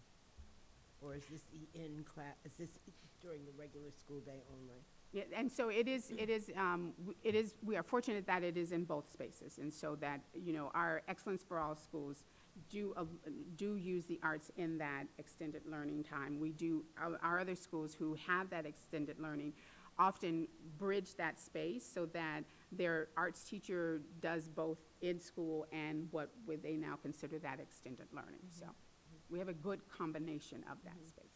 At the high school level, we have the Boston Arts Academy. Still have the Roland Hayes program as well? Yes, we do. Right, so we have high school kids doing significant arts. What's the pipeline that is happening from our elementary schools? I know some things are going on at, I think it's the McCormick middle school level, but what's that trajectory for kids who get excited about arts to really make sure that they can, if they wish, end up at one of those types of high schools? Well, fortunately, we also have arts happening in many more of our high schools. And so while we certainly are appreciative of our young people who want to have the arts as part of their passion, and they move themselves into a Boston Arts Academy, those are not the only 2 or 3 places. And so that we don't have direct feeders, but we are building strong programs across all of our high schools. So no matter where I go, if I play an instrument, I can most likely find myself in a high school that then affords me an opportunity to continue that. If I'm a visual artist, I can continue that. So what we're trying to do is make sure that no matter where I go to high school, I can continue my mastery skills in the arts. And for those who are very focused, then, you know, our goal is to push them into, you know, a Boston Arts Academy or. As we look at what's happening in the arts across schools, and we look at the equity of experiences, I know some schools have musical instrument programs or other kinds of very much more developed programs, and some schools do not. And how do we begin to look at opportunities for all children across the district to make sure everybody gets a chance to learn to play the violin if they want, or at least try it out? Because the issue of, if you know, when we get to the opportunity gaps, if I haven't had a chance to do it, I can't master it or even seek it. So. And I think we are being much more successful in building out more than one discipline in our schools. And so, in addition to building out the number of teachers, our school leaders are also adding disciplines. And so many of our schools offer music and visual arts, or dance and theater, or, and so that gives students access to additional disciplines. Ideally, we would have every discipline offered in each of our schools, and so that's still part of our building process. But I think most of our schools at this point, whether it is through a BPS teacher or through a partner, offer students opportunities to engage in more than one discipline. Thank you so much. Thank you, Ms. Robinson. Mr. O'Neill. Thank you, Mr. Chair. So, thank you, Ms. Parker-Brass, for your, not only for your presentation tonight, but your work on this for years. It is unbelievable what you have done for this district. And you brought a unique skill set to this role, I must say, right? Because aren't you kind of an equal mix of both education background and an artist and the artist community yourself? Could you just say that briefly? Sure. Correct me on that one. I guess I've had the good fortune to do what I'm very passionate about so for my career. And so in addition to being an educator, and I'm a musician and a music educator, and so I started that part of my life in Chicago public schools. And so I've been able to teach both in that K through 12 space. I moved to university where I was able to then train music educators who were then going to go in and teach our children. I had the good fortune of being on what I call the other side of the aisle as an arts administrator, and so spent a fair amount of time with the Boston Symphony Orchestra, so understanding what the role of a partner is as you build quality arts education. And then being here with the BPS, I've had the opportunity to use all of those skills to, you know, help us understand how we move arts education, how we engage our leaders, how we engage our teachers, how we get those students excited and our parents excited. So it has been my pleasure to do this work. Well, you've conducted this orchestra beautifully. There have been many moving pieces in it, right? And I think if we look back at this, of how we started, in effect, 2009 to now, I mean, Dr. Johnson was enormously supportive of this. Reverend Groover was enormously supportive of this. It helped that he had children in Boston Arts Academy that are professional musicians, right? This has been a long-term process, and you have an incredible partner behind you that Absolutely. We have to call out Ed Vesters and Ms. Perrell and her team for what they have done. You simply, I don't think, would have been able to do this work without them. No, I absolutely agree with that. Right. But these numbers are incredible, and I thank you for your work on that.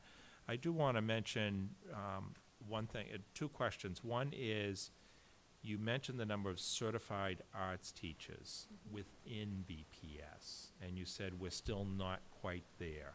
What is the gap now on that, do you know? So, I mean, we still have, you know, about 3 or 4, maybe 5 schools that don't have arts teachers.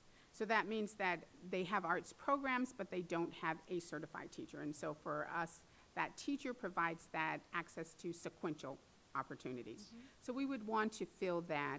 And then we do want to go back and think about how we are offering opportunities across disciplines. And so how can we make sure that a young person has the opportunity to, if music is not my passion, I want to engage in visual arts, I have that at my ready. Or I'm not quite sure and I want to do dance, I have that at my ready. We want them to understand how all of the disciplines support and work together. And so increasing those number of teachers to make sure that we can provide our students access across disciplines is important. And then we still have work to do in our high schools. So our high schools are offering arts electives, but we haven't reached that 100% of all of our high school students having the opportunity to take those quality arts electives. And some of it is about not having enough teachers.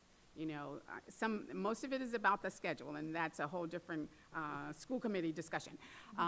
But we don't often have enough teachers in that high school setting to build out the number of electives that our students need to have access to. So we need to engage. We need to continue to engage and increase the number of teachers so that, you know, we don't have any holes. You know, certainly we can have cracks, but we don't want to have holes. Yeah. Well, I think you have done an astonishing job in an era of tighter and tighter budgets. You have taken what many districts would consider to be an elective program, and you have not only expanded it, you have shown the value of how it ties to academic performance, and how it meets our policy goals of more well-rounded students. And you have brought in the partnership community. You know, we're rich in cultural resources in this city, and you have done a masterful job of working with them, not only with nonprofit funding partners, but also, you know, the symphony and the ballet, et cetera. I love when I visit schools and find out this one is in here working with it. I do think a hidden gem or a challenge still to be solved, and Ms. Robinson mentioned, is the Roland Hayes. Mm-hmm. Right, and I know the O'Brien kind of feels ownership, and a year ago there was a little bit of talk of, is there something we could do to help their programs to more schools? And it was perceived as a threat to you're taking this away from the O'Brien instead of expanding opportunity for more schools. It just seems to me that there's something we can do there to open that up more, even if it's just trying to, you know, work with Madison Park right next door if their students want to be involved in the program. So I think that's still a challenge for a superintendent, because there's an opportunity there. And I have to leave you, Ms. Parker-Brass, with this story just to give you a little sense of how I view the success of this during your tenure. I was out at Binker the other day for a speech competition, and the students every year talk about, well, you know, the food stinks, or we want soccer, or this or that. And the students this year were very thoughtful. Yes, they talked about sex ed, we need more of it, sexual harassment, how to prevent it at the school. And one student spoke about dance class. And they didn't speak about they want a dance class and don't have it, which is what we used to hear a couple of years ago. Well, they weren't complaining about it. They were saying how the dance teacher should teach more dances, dance moves beyond Spanish, because that's what they happen to be learning a lot, but tied it to cultural proficiency. And that they could be more understanding of different cultures if different cultures were included in the dances that they were doing. And I was so struck by the student making that mental connection between the two, that this is not just an elective fun class to them, but they're doing learning in it as well. And I saw that as a testament to the work that you've done during your tenure, so thank you for that. Thank you. Thank you for that story. Thank you, Mr. O'Neill. Dean Robinson. Thank you so much for your presentation. This is just so inspiring. I was having my own flashbacks listening to you share just of the students' impact, because I was heavily impacted by the arts growing up.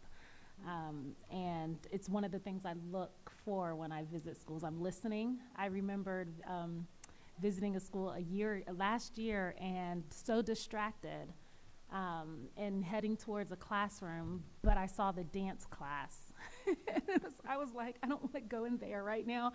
I want to go in there and join them. And so you don't just see the art, you hear it. You get to experience it. And so I'm so grateful for your work, and I'm grateful to see the great gains that have taken place as well. I wanted to just follow up. One of the things that I wrote down earlier was around the teaching pipeline and the current partnerships. Do you have current partnerships with Berkeley and their educational program? I know that their students have to have music teaching. Is there a partnership where some of those teachers actually continue on in BPS? Some of the Berkeley students continue? So yes, we actually have partnerships with Berkeley, their music ed, Mass College of Art, visual art ed, Emerson, theater ed, Bridgewater State, which is the only dance ed certified program close to us. And then of course our span reaches UMass Boston and their music ed department, UMass Lowell music ed. So I mean, we have kind of wrapped our arms around anybody who's training arts educators. Our goal is to have them serve in our schools as student teachers so they can begin to understand the district, what it's like to work inside Boston Public Schools, to work in an urban district. And then yes, we do make every effort to, when we have openings, make sure that we are bringing them in as full-time staff people. And so we are fairly successful. I would say that, you know, out of the staff that we have for visual arts, there might be, you know, maybe 5 or 6% of them are mass art graduates, you know. The same with Berkeley, you know, our teachers that we have in music, both instrumental and choral, you know, maybe about another 10% of them are from Berkeley. So we are making sure that we are good partners.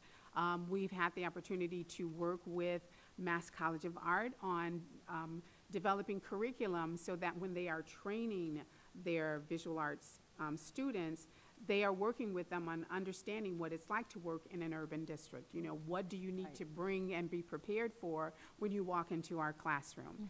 You know, how do we support you as you, in that first year of teaching, you know, because a lot goes on in that first year. So how do we support you as you take all those skills that you thought you had when you walked in the door, and then you kind of lost them because now it became real. But how do we support you in that effort? So we've got really good partnerships with our higher ed institutions. Okay, that's really great to know, and I was going to follow up with asking more about the cultural proficiency because I would see that as something really critical for them to understand the urban dynamics for our students. The other question I was just going to ask was around the trajectory of talent, a little bit to Ms. Robinson's point as well. And I hear that, you know, you talked a little bit about the arts program, so programs like Boston Ballet in some of the schools versus schools that have the teachers who can really assess the talent and then sustain it moving forward. Is there a process where you're seeing, I know you mentioned earlier about the feeder schools, that you don't really have a pathway from a school perspective, but is there a way that a student who is interested in elementary school is showing great talent in visual arts, that student and their parent can see a BPS trajectory of, wow, here are options for me, for my child who is showing talent in the 3rd grade? Is that something that's already been built out in your department?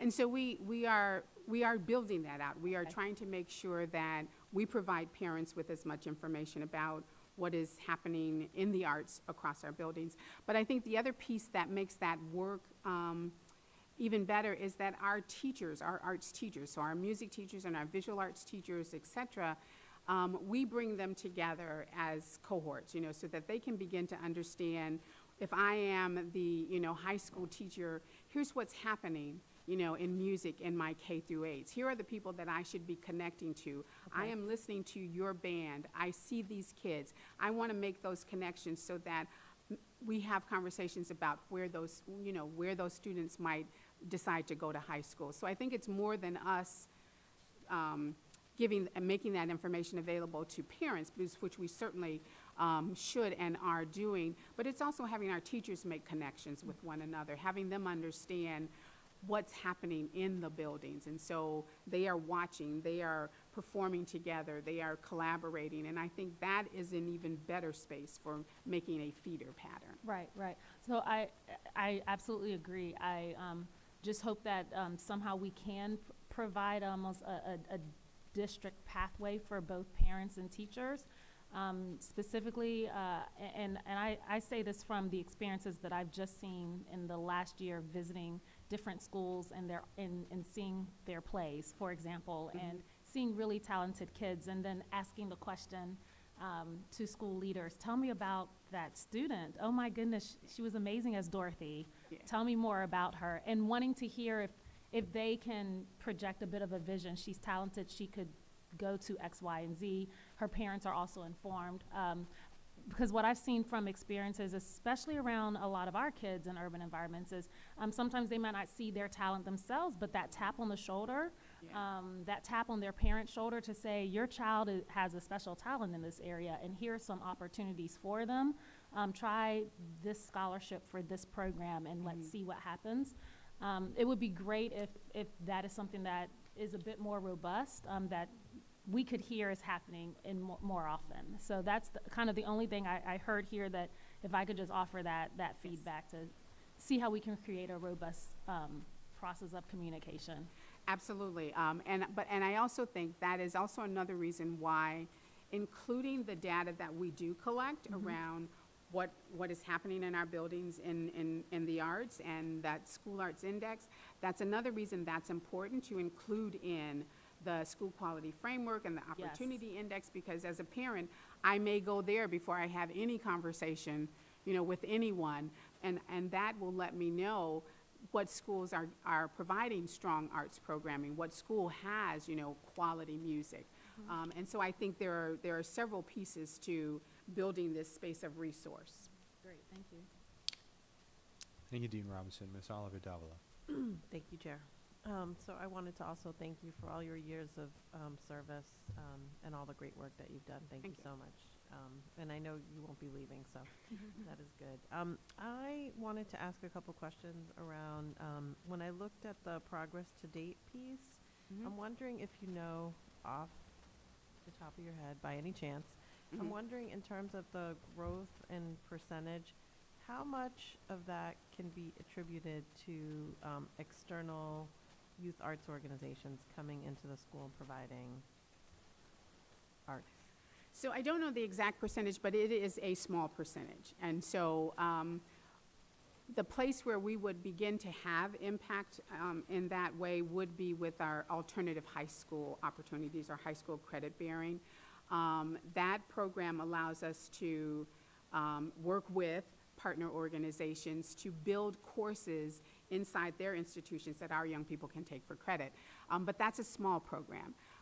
When partners are in the building, they are, for the most part, in the building as a collaborator, and so they are supporting the work that the teacher is doing, which is the space that a partner should engage with in our buildings. And so the increases that we have are because we have solid teachers in those buildings. Okay, that's good. And then, so the increase is because of that, or can it also be attributed to just general external partners? Or you would say it's more based on having more teachers in the school? More teachers in the schools. That's good. Okay, I'm just trying to figure that piece out. I would I would say this is great. And this goes beyond BPS, but I'm just going to say it. That if we look at what students need, it's not just during the school day, but it's also in the out-of-school time. And so if you look at organizations like Artists for Humanity or ZoomMix or Theater Offensive, et cetera, I could go on and on. There's a great wealth of out-of-school time programs that run in the evening and run on the weekends, et cetera, that I think there's space to work with those programs in a more robust way. And at the same time, unfortunately, in our city, there is a cliff that is going to happen around funding for arts organizations like that, because we did have a lot of funders that came together to actually provide funding for creative youth development and out-of-school time, and that is not happening any longer. So although I'm glad to see some robust things in the school day, I'm very scared about what's going to happen externally with places like the places that I just mentioned. And we know, I mean, you don't have to sell any of us. I mean, I see it every single day.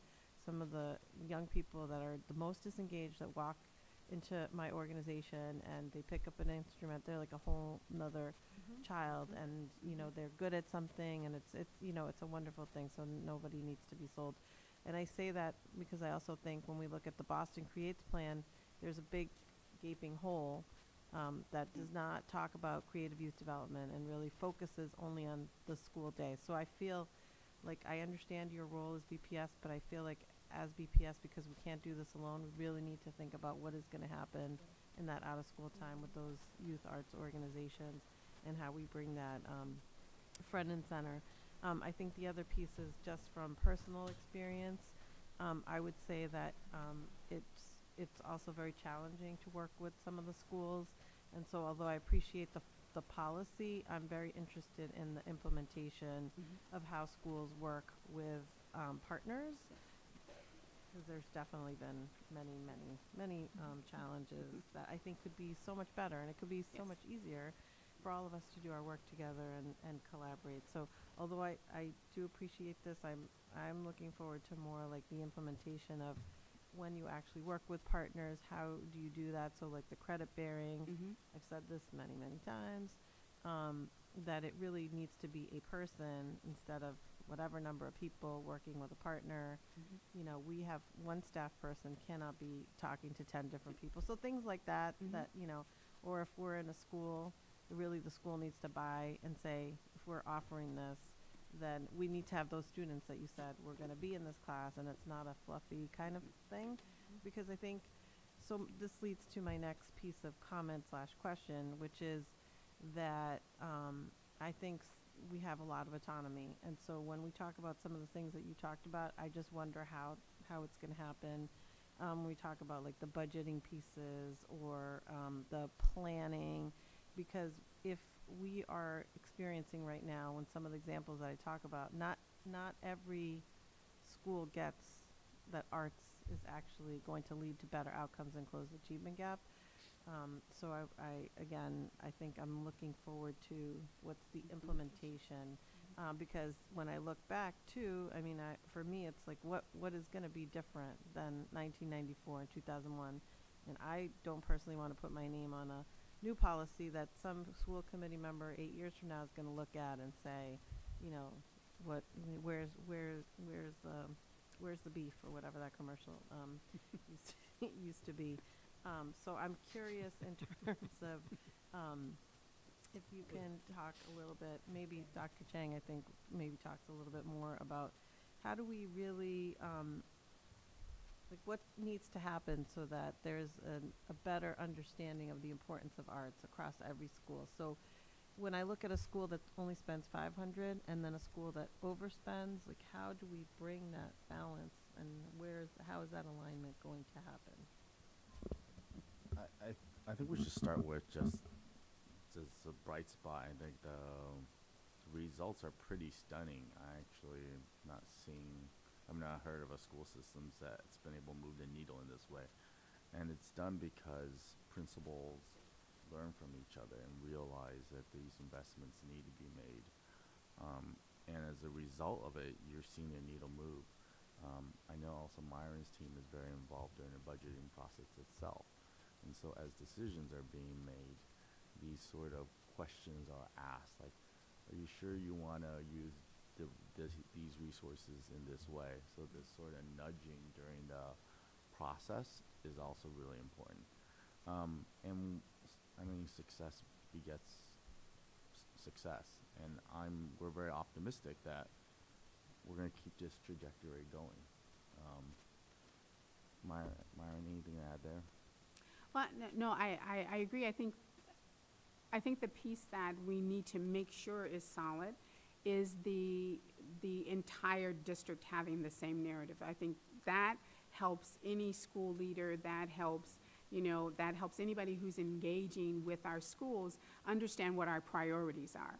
And so I think if it is a continued narrative and they understand that the arts are important and that they know that our implementation plan, is being monitored by the school committee, that someone is caring, that they are, building arts in their space or they're supporting arts in their space. I think all of that helps our leaders begin to make those different kinds of choices and decisions. Yeah, no, I agree. I just, again, want to say that we do have a lot of autonomy. And I know we want to look at the bright spots, and I realize we've done a lot of good work, but also making sure that people understand the importance of arts and really the impact that it has, especially on English language learners and students that are maybe most disengaged. It's a beautiful way to really re-engage young people, so it's very life-changing. I would just say lastly that I think that there's even more excitement around this when we really look at high school, middle school. I think Dr. Chang would probably say middle school, but I'd say more high school. If we can really think about using the resources we have in our city to really have it be a city as a classroom, where we can look at credit bearing across the entire city and having young people, arts doesn't have to happen during the school day. I mean, how great would it be to be able to, go take your dance class at, the Boston Ballet, whatever. But I think there's a real opportunity that we make it look like, like college, and make it a little bit more freeing for young people. They have that experience. They're going and turning on different neurons in their brain cells. But I think it's just such a great opportunity that I really am excited to think about how we can really make this like a campus feel across the city of Boston, using all of our partners, our small ones and our large ones. So I think that's what excites me, and using this again as credit bearing, as part of that North Star College and career readiness, and stamping that. So thank you. Thank you, Ms. Oliver-Davila. Mr. O'Neill, you had an additional comment. Just one quick one, but first, Ms. Oliver-Davila, I promise not to, 8 years from now, ask you what were you thinking about when you voted on this policy. You can take that to the bank. There's a commitment. I say that because I think it's a good recommended policy changes. But when I was talking earlier about people that have been important in making this happen, I fail to credit the superintendent as well, because yes, Dr. Johnson started this and Mr. McDonough did as well, but Superintendent Chang, since you have came here, you have continued to make this a priority. And it's, we do happen to have a superintendent who performed at Carnegie Hall at a very early age, and knows the importance of arts. And I appreciate how you have continued not only to make this a priority, but nudge, as you said, through the budget process, school leaders into seeing the value of this. So I wanted to make sure to thank you for your work on this as well. Thank you, Mr. O'Neill. Dean Robinson, you had a brief additional. Just a thank you, because it dawned on me, I wanted to mention this earlier.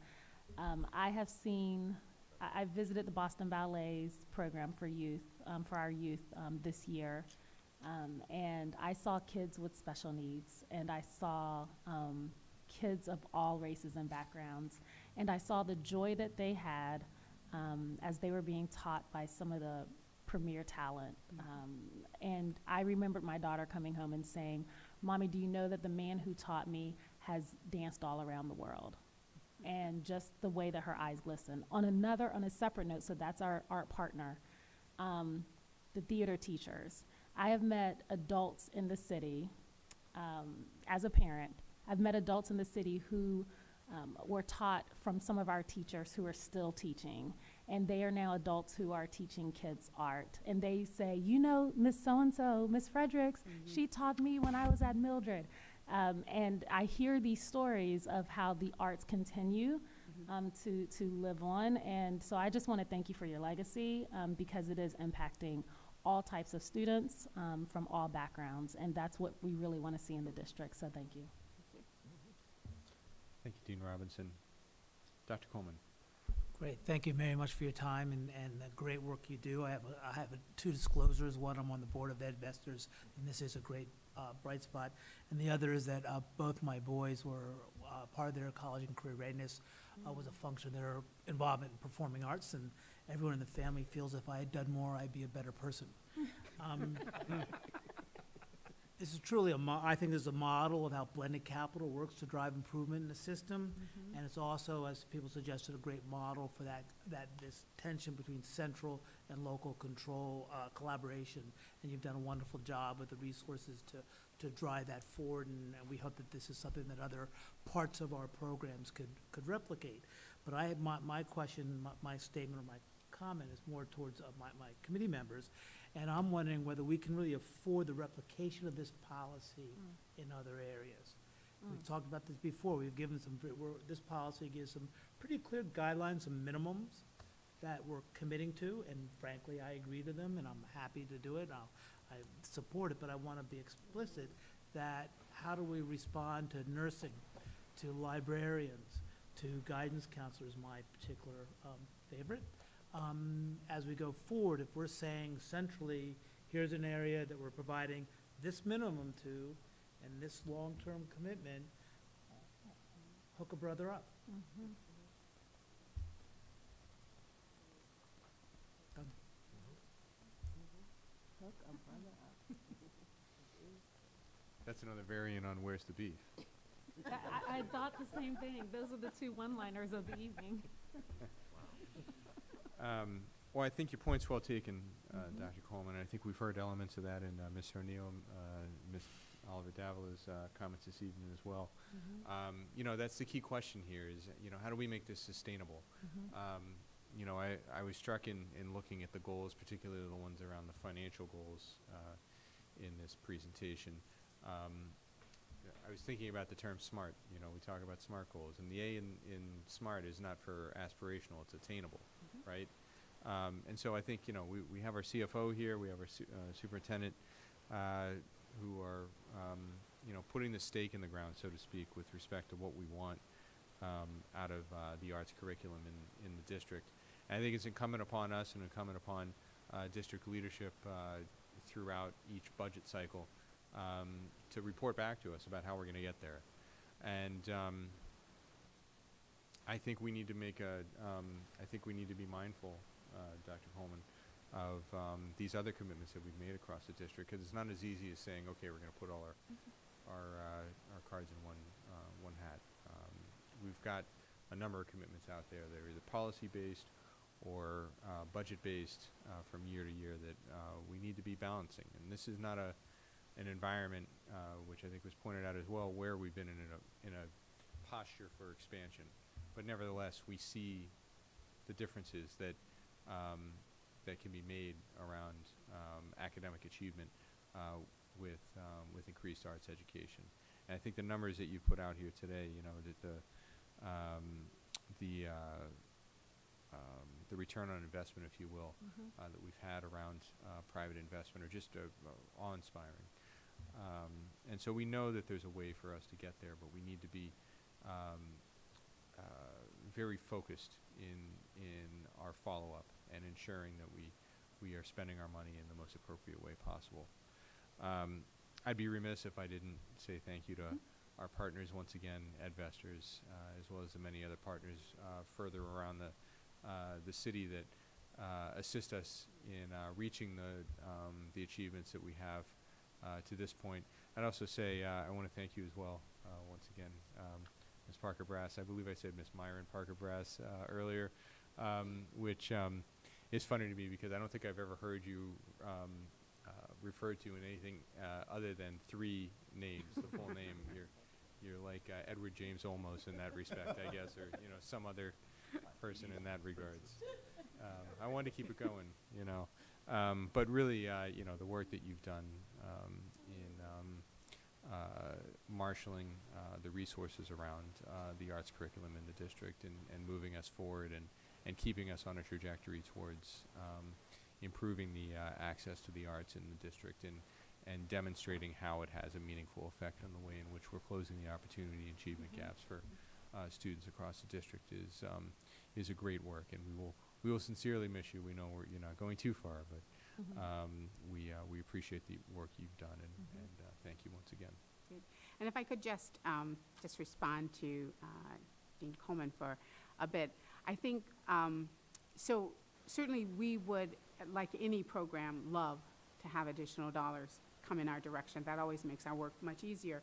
But I think even as we're thinking about the moving the allocation of resources for arts programs, you know, inside buildings, we're not asking for you at this point to add dollars to that school's budget. We're asking the school to really look at how they allocate their budget resource. And so in making those allocations, making sure that you are including the arts in those allocations. And so if I have a supply budget, making sure that inside that supply budget, I have done adequate, allocation for my arts programs.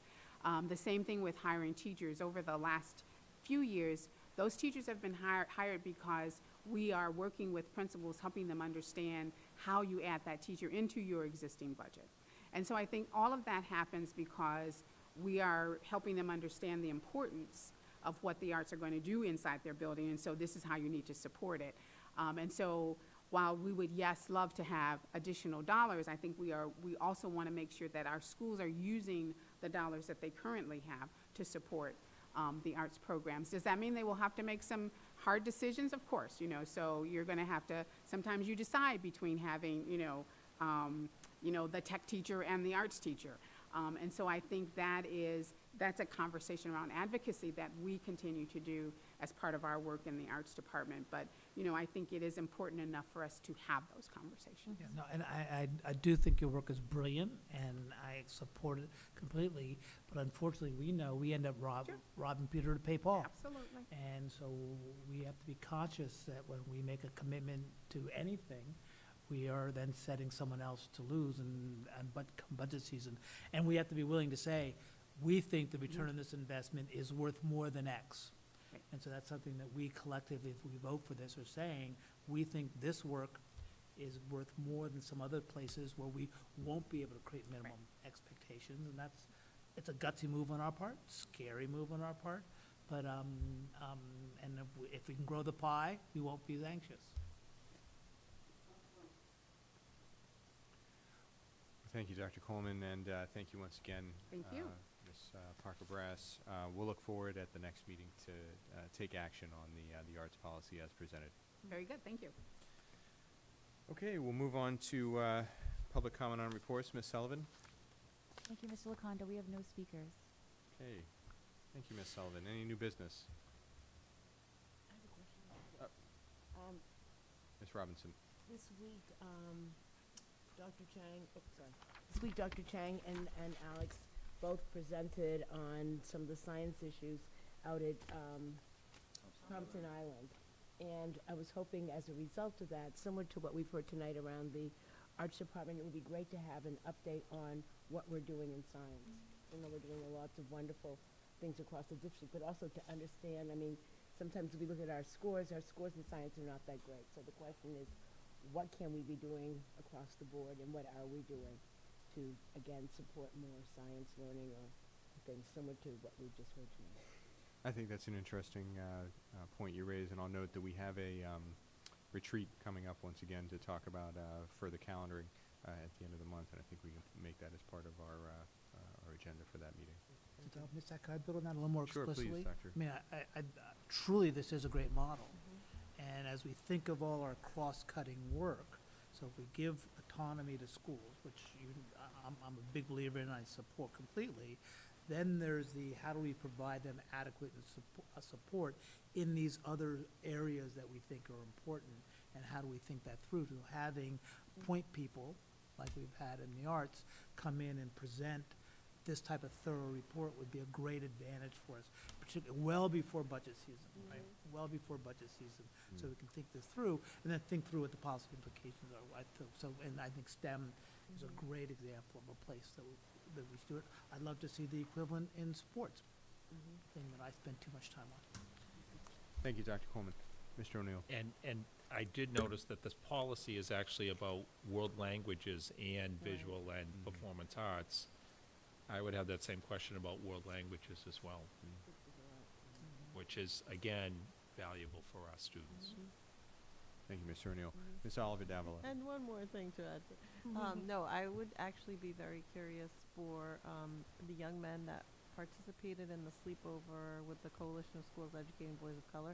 I'd just be curious if they could ever come and talk about how that experience went, because I know we had a significant amount of young people that did the sleepover at Suffolk for the conference that took place. Was that last week? Last week. Yes. Feels like a lifetime ago. Thank you, Ms. Oliver Davila. One other thing I will mention just briefly, given that we have had a bit of a budget discussion tonight. I thought it important to note that there is a Foundation Budget Review Commission bill that's passed the Senate recently, is before the House right now. Again, it's admirable work, but that's been done on Chapter 70 reform up at the State House. However, it still doesn't do a lot for Boston. We've got municipal revenue growth factor reform that we need to engage in. And I will note, I think I haven't mentioned it in the past, but we have received word back from Rep. Madaro, who is the dean of the Boston delegation, who has expressed an interest in meeting with a representative set of the committee to discuss this issue going forward. So Ms. Sullivan and I will be working with Chair Madaro and his office to set that up. There's no other new business. That concludes our business for this evening. Our next school committee meeting will take place on Wednesday, June 20th at 6 p.m. If there's nothing further, I'll entertain a motion to adjourn. So moved. Thank you, Mr. O'Neill. That sounds like a second from Dean Robinson. Sounds like unanimous consent. Go Warriors. Night. Go who? You said Warriors, I believe.